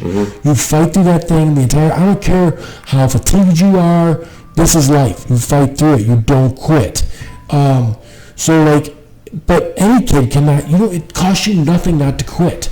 If you're terrible, I can tell the difference for sure in a kid that's getting pinned and doesn't want to be pinned, and a kid that's getting pinned and just wants out of here. You know what I mean? So that's all I don't want to see. Just don't do that. I don't care. So another life lesson, right? And if you ever get put on your back, primitively, it's a position that you don't want to be in. you're vulnerable in this position, right? This is why wrestling is what it is. Mm-hmm. So you have a fight or flight instinct once you're put on your back. And a lot of guys, it's flight. I got to just get out of this Mm-hmm. spot. Where the fight is, I got to get back to my belly to not be in this spot. And I want all the people that I coach to fight to get back on their belly. I think metaphorically it matters in life, right? And I'm a guy that was paralyzed at 31 years old, and instead of rolling up into a ball and sitting on the couch watching TV, I have another construction company, and I kept going, fight through the situation. I love that Rocky. Are you still coaching at Lincoln Way? I'm not, no. And I mean, it was funny, I coached almost the entire time my boys were there, Mm-hmm. and then I stopped when my guys were freshmen, and I missed it so much that I'm like, when my guys were sophomores, I coached again, and then when my guys were juniors and seniors, I made them coach. Because I'm like, listen, you need to look at wrestling from this other vantage point. Because you're always looking at it as the guy being coached. Maybe some of the things that you're screwing up in your match will change if you're hiring at a kid to get hand control, to get on his feet, to get to his base. All this other stuff. Maybe it'll click in your head when you're in that position to get into those positions before. So I would make them go just 2 days a week. So I was at more practice than they were ever at. But they would go from high school practice. They get out of there at 5, because you know how that works, right? Yeah. We take over the room after they're done. Yeah, uh-huh. But my guys were at West, and our practice were mostly at Central. They would leave West, go to Central, and then coach for 2 hours or an hour and a half every evening. Yeah. And then, for me, wrestling was also a selfish thing on my part, because I wanted to spend time with them. Yeah. So it was a thing we did, right? And I mean, with my guys, we traveled to Oklahoma, Missouri, Iowa, Ohio, Indiana, Wisconsin, Minnesota. Well, I definitely miss it.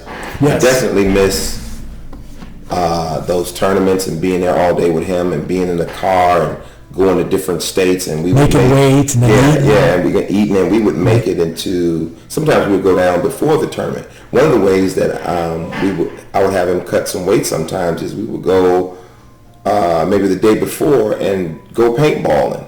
Yeah. Run around and sweat. Right. Might as well make it fun, right? Absolutely. So I missed those years. For a while, when he got that injury, it was very, very difficult for me to even watch any wrestling. I just stopped. Oh, I'm sure. Man, I can watch it now, but I couldn't watch it when that first happened. That we've always been in a situation where it's never gone that way. Yeah. I know a little guy, Max Becker, I don't remember him or not. He had an elbow injury, but he's at Carthage College, and I just talked to him. He just got his elbow repaired. Hopefully he's back on the mat. I used to call him, when he was little, Becker the Wrecker. I'll tell you what, he was one of my favorite little guys, too. I liked him. He was always a little hard worker and just kept going and going and going. I see him on the internet sometimes with his parents. Yeah. But yeah, so I mean, for me in that situation, back to the conservative, thing and everything, I was surprised at how conservative the wrestling crowd is. Like, that is Me, not at all. No, I just wasn't. I guess I wasn't really expecting it. And it's the same thing when you go to see that MMA stuff. It's a big conservative crowd. Yeah, I could imagine Pennsylvania, going to Ohio, wrestling, Indiana.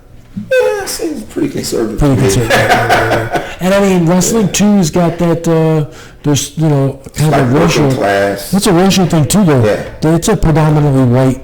Well, I won't say that honestly, because there's a lot of Mexicans. There's a few Filipino kids. It had been for a long time. I think it was, yeah. Probably farm boy. So I can understand it. Yeah, but again, the most popular thing is usually not the best thing.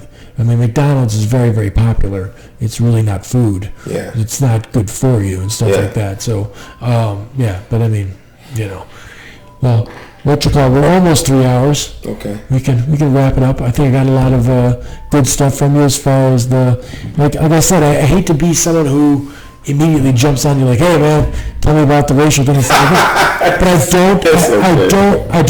I want that because I don't have that, and I feel sometimes I feel like, man, like the whole idea behind these conversations is to like really get into someone's brain. And if I'm only getting into white people's brains, like I'm not getting a different perspective on some of the stuff. So like it's good to hear it and stuff like that. And, I appreciate it. Appreciate how do you invite. feel as far as things go? I know we're making progress. Like it's definitely better to be a black guy in the year 2023 than it is in the year 1982. Absolutely. But is it good enough? I mean, I don't know about good enough, but I emphasize to my son, and since I teach history, right, I know from that historical standpoint what it was, but I also know from a historical standpoint what it was with my father being born in 1935 in West Virginia, my mother being born in 1940 in Mississippi. It's different. I know what the life of my grandfather was. And we didn't, I know, the first podcast, like your mom was a Black Panther. No. I'll explain. Okay, yeah.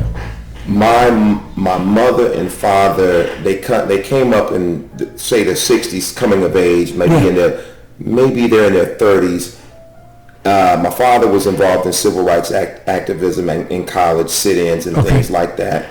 And in the 60s, you had something called the Black Arts Movement, where people were embracing their culture and their natural hair and adopting African names, which is how I ended up with Kwame. Yeah. So I attended a Afrocentric preschool. Now, they knew some of those people that were involved in that because we were on the west side of Chicago, and that's where there was a certain branch of the Black Panther Party with Fred Hampton. Yeah. That was before I was born.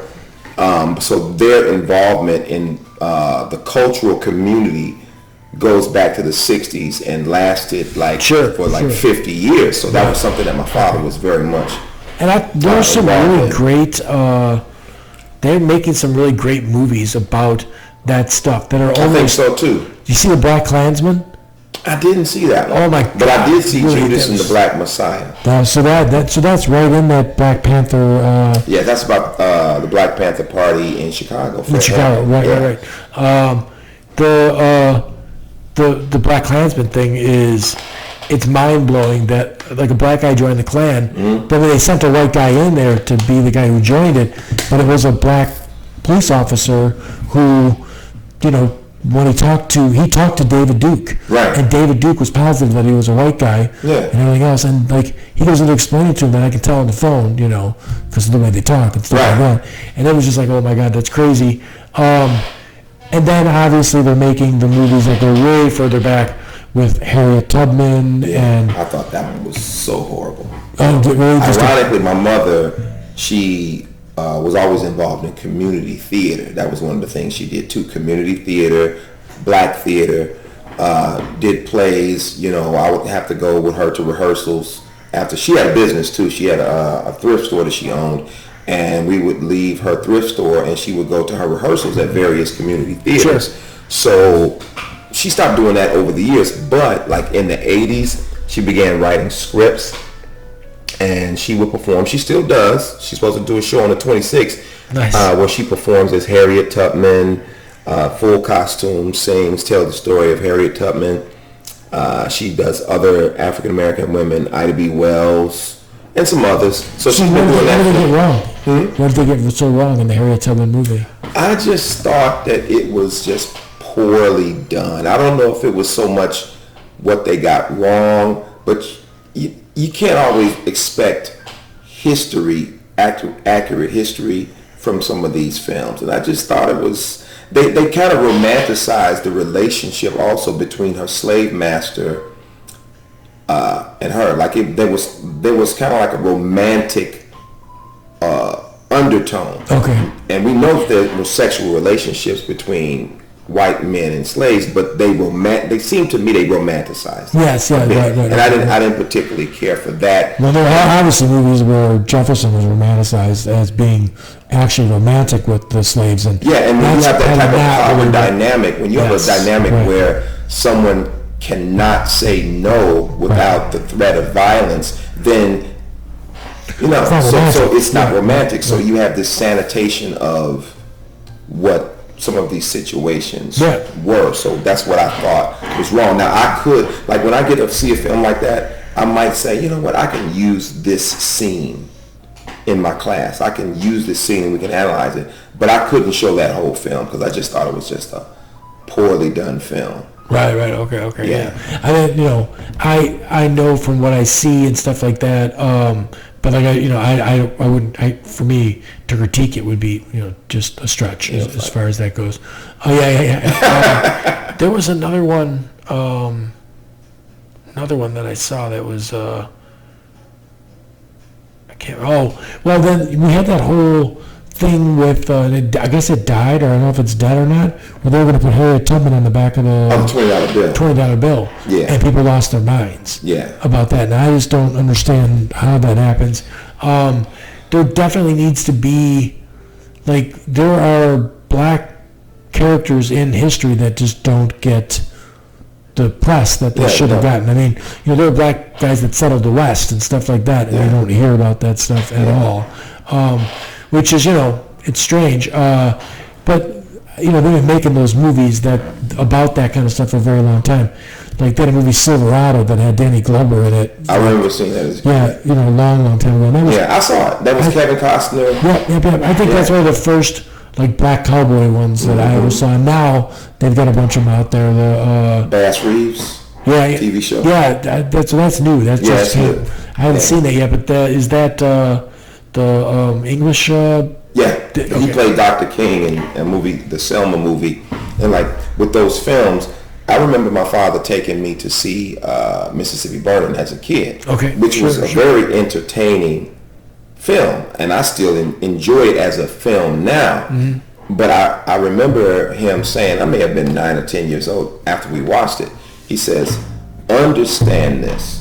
The FBI were not heroes of the civil rights movement. Right. They were not. No, they were so getting that dirt aspect, they were not. And I know more about that, the reality of that, from reading and studying. But as a child, he was annoyed by that portrayal because he lived through it and he knew about it and he understood it, and he wanted to make that clear to me. Sure. Most people's lives, especially people of prominence, people of power, you can find something in there. So they found things like in Martin Luther King's life that they could hold over him. Yeah. It was a control thing, right? Absolutely. I mean, I believe, and I don't know what you've ever looked into as far as that Jeffrey Epstein stuff goes. No. I think that guy was a CIA operative that hung out with all these wealthy people to get the dirt on them so that we could control them and do what they want to do. Well, they're saying January 1st they're going to come out with a list.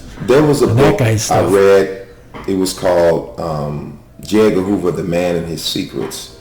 And, it basically talked about how he was able to stay in the position of power as long as he did because he had files on everybody. Right. So it can happen. So what did you, I don't know if you saw the one that was Sam Cooke, Muhammad Ali. A Night in Miami. Yes. I did. And I've read extensively on the life of Sam Cooke. Not a lot about Jim Brown, but I know about that era in music. But I thought it was pretty good. I thought it was pretty good for what it was. I would watch it again. That'd be an interesting hotel room to be in, though, right? I mean, to see those 4 people come from 4 different directions in a room to have conversations like that, as far as that goes. I mean, obviously Malcolm X is a very, very, very interesting character because he didn't have that peaceful sort of take on it for the most part. Yeah, well, he believed in the peaceful take when there's peace on both sides. Sure. As long as everybody's being peaceful, we can all be peaceful. Yeah. But the other part of it was Malcolm X was in the North, and the bulk of the civil rights activism that was getting the press was in the South. And as a member of the Nation of Islam did not advocate getting involved in mainstream civil rights protests. Sure. There was only so much he could do in that regard within the organization. He traveled south after he left the Nation of Islam or got kicked out. Right. However you want to look at it, he went down south to meet with Dr. King. But back to that Night in Miami film, like there was a scene where Jackie Wilson, they had someone playing Jackie Wilson, singing Jackie Wilson, where he paid someone behind the stage to cut off Sam Cooke's music. Yeah, right. See, that type of stuff, totally ridiculous. Never happened. Oh, okay. You know, they were friends. Sure. And also, he would not have had to do that. Both of them were powerhouse performers. Sure. And you weren't going to shut off Sam Cooke's music. It just wasn't going to happen. Right. You know, no. I have some Sam Cooke vinyl, and I absolutely love it.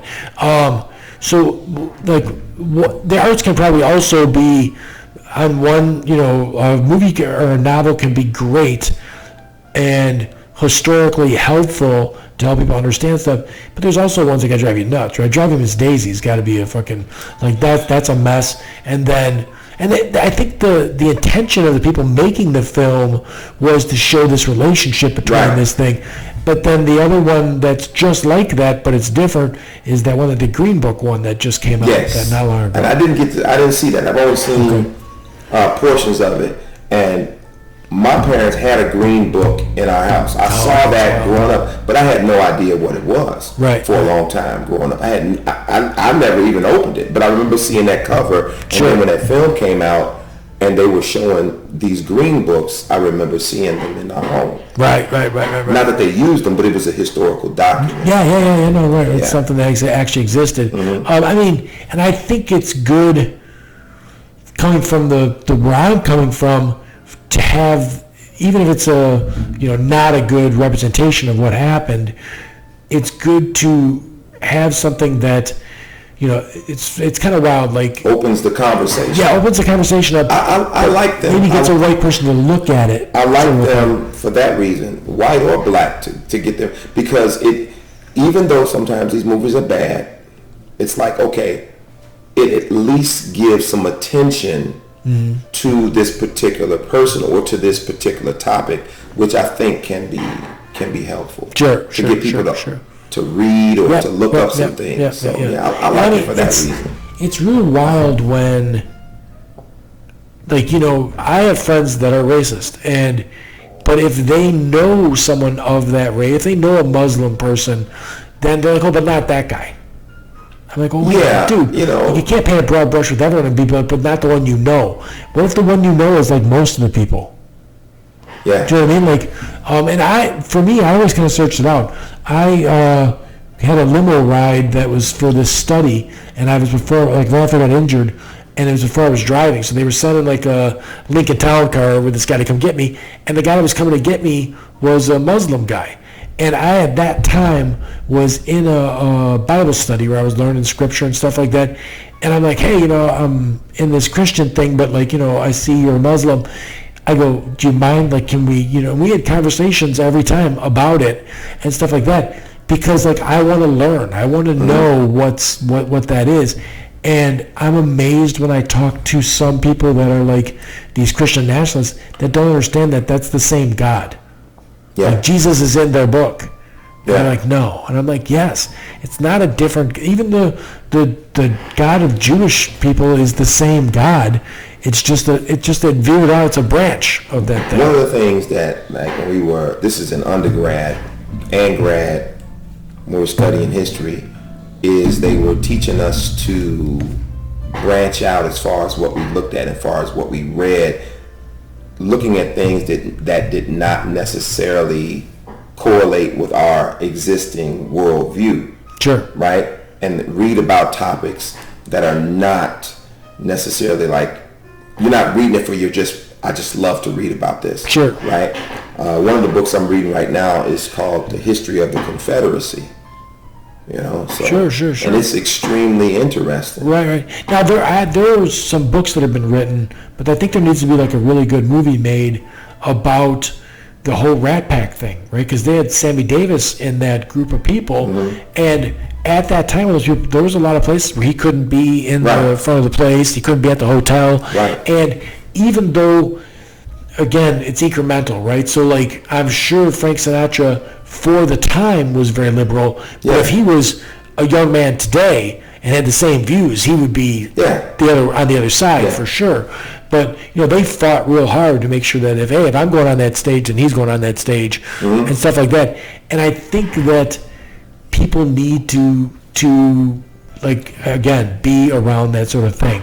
I like everybody, and you know, I feel I was pretty hard on conservatives in this podcast. And again, I have friends that are conservative, but they're dear friends. I love them. Have you ever seen? This is totally off of another genre. Have you ever seen the movie The Young Lions? Never heard of it. So this is Dean Martin and Marlon Brando, and it is a movie made in it's got to be late 50s or 60s, and it is Marlon Brando plays a Nazi soldier who's Austrian born, and he did not realize the horrible things that were going on Germany-wise, and he becomes, in the end, a disillusioned Nazi soldier. But this is a movie made way back then, and you still got the thing where, like, this guy figured out he was on the wrong side. Like, he, through what he saw, found out, I'm on the wrong side. Like, this is wrong. And obviously he was, right? Like, he ended up coming across, when they were retreating, he came across the concentration camps and stuff like this. And I think the same thing, if you could expose some people who have really racist beliefs, could be exposed to it, maybe they can go, well, that was thinking was not. Yeah, well, you know, sometimes some of those beliefs, people are not very aware that those beliefs are racist. Because there's nuance to racism. Sure, they grew up with it. That was the way we always did it. That's the way it is. Right. It's like certain aspects of or parts of things that were going on in the community that I grew up in and people's affiliations. Sure. You know, some kids ask me questions because of maybe their family dynamic, and there's some negative things going on with maybe uncles or a father. And like a kid, he asked me recently, honestly, maybe last year, like, you don't look up to those guys? You never looked up to those guys? Meaning the guys that were in the gangs. And no, I never looked up to those guys. My father was who I looked up to, and my uncles and things like that. I thought those guys were dumb. He's like, seriously? I'm like, yeah. Yeah, right. Yeah, and he's like, he was, so he would always ask me questions because he was curious. Sure. I mean, you know, as you get older, you realize that you were right. They weren't the cool guys that they were trying to be. But for me, that circles all the way back to when we started the conversation talking about conservatives and progressives. You know, at one time, segregation was a thing, right? And that's what they grew up with, and that's what they wanted. And, you know, when it came to, can the black woman sit on a different, seat in the bus and stuff like that, and progressives said, yes, she can, and conservatives said, no, that she can't. Can a black guy eat at the lunch counter? And the conservatives said, no. And I think sometimes it's not as, it's just like you said, it's just how it always was. So this change thing is a problem for people. They don't know it's hard to adjust to. Right. And the other one is the kids that wanted to go to the segregated college. Yeah. And they wouldn't let them. Now, progressives said, then the government said, we're going to send what was the governor of LA? Wallace? Yeah, Wallace was there, and then they had to send in the military to have these people go to that college. Now I have really no proof of this, and maybe when I get to reading about that specific event a little bit more, maybe I will find out. But I think he was the one that was standing in the doorway, and they kind of like moved him out of the way. Yes. I think that was more like a way of him saving face. Yeah, I think it was just props. Like he was just trying. He already knew that was over. Yes, but he's standing there like as a bulwark against integration. I think he was getting votes. It allowed him to retain his dignity as this staunch segregationist, but I don't think that was like organic. I guess my point was, if you look back at that topic, there was conservatives on this side and progressives on this side, and again, conservative. If you said today to a conservative, like someone said, I'm a staunch conservative, and I said, so should we all be able to go to the same schools? Well, of course. Right. They would just think nothing of it. I mean, I know a lot of conservatives now that even if you said, should a gay person be able to get married? They're like, yeah, I don't care about that no more. But 20 years ago, they cared completely about it. It was a big fight about that thing. So my thing is sometimes it's not a right or wrong issue. It's just like you got to like get with the time something like that. Like, you got to be able to, like, look ahead or step back from something. But that's the old Paul Bunyan stuff and everything else, right? You just don't want change. You just want to do it the old way, sort of thing. So I don't know how to wrap my brain around it, but I want it to be something that works in the future. And like, we're right in the middle of the trans thing now, right? Like, when everyone's on the trans thing. I don't feel like it's going to go the way conservatives feel like it's going to go. Like, I don't think you're going to put these people back in the bottle. No, I don't think that's happening. And like, RuPaul's been doing her thing for like a long 20 years now, right? Like, that's going to like more than that. Yeah. So like, it's becoming mainstream, and I'm sorry if you don't like it. Just turn the channel. There's 500 channels. I don't watch any of that stuff. It's just not my thing, but I don't care about it either. You know what I mean? Right. Well, cool, man. We'll wrap it up, and I appreciate you taking the long ride out. I appreciate you inviting me. I don't always get to have these types of discussions, so yeah, we gotta get like one time when Amir's around or something like that, just a cookout with just let me know. Yeah. And I can just shoot right down 57. Sounds good. Sounds good. Okay. Cool. Thanks, buddy. Thank you. Let me see this message that my girlfriend sent me, because you're not here yet. No. Damn, she's sick. No.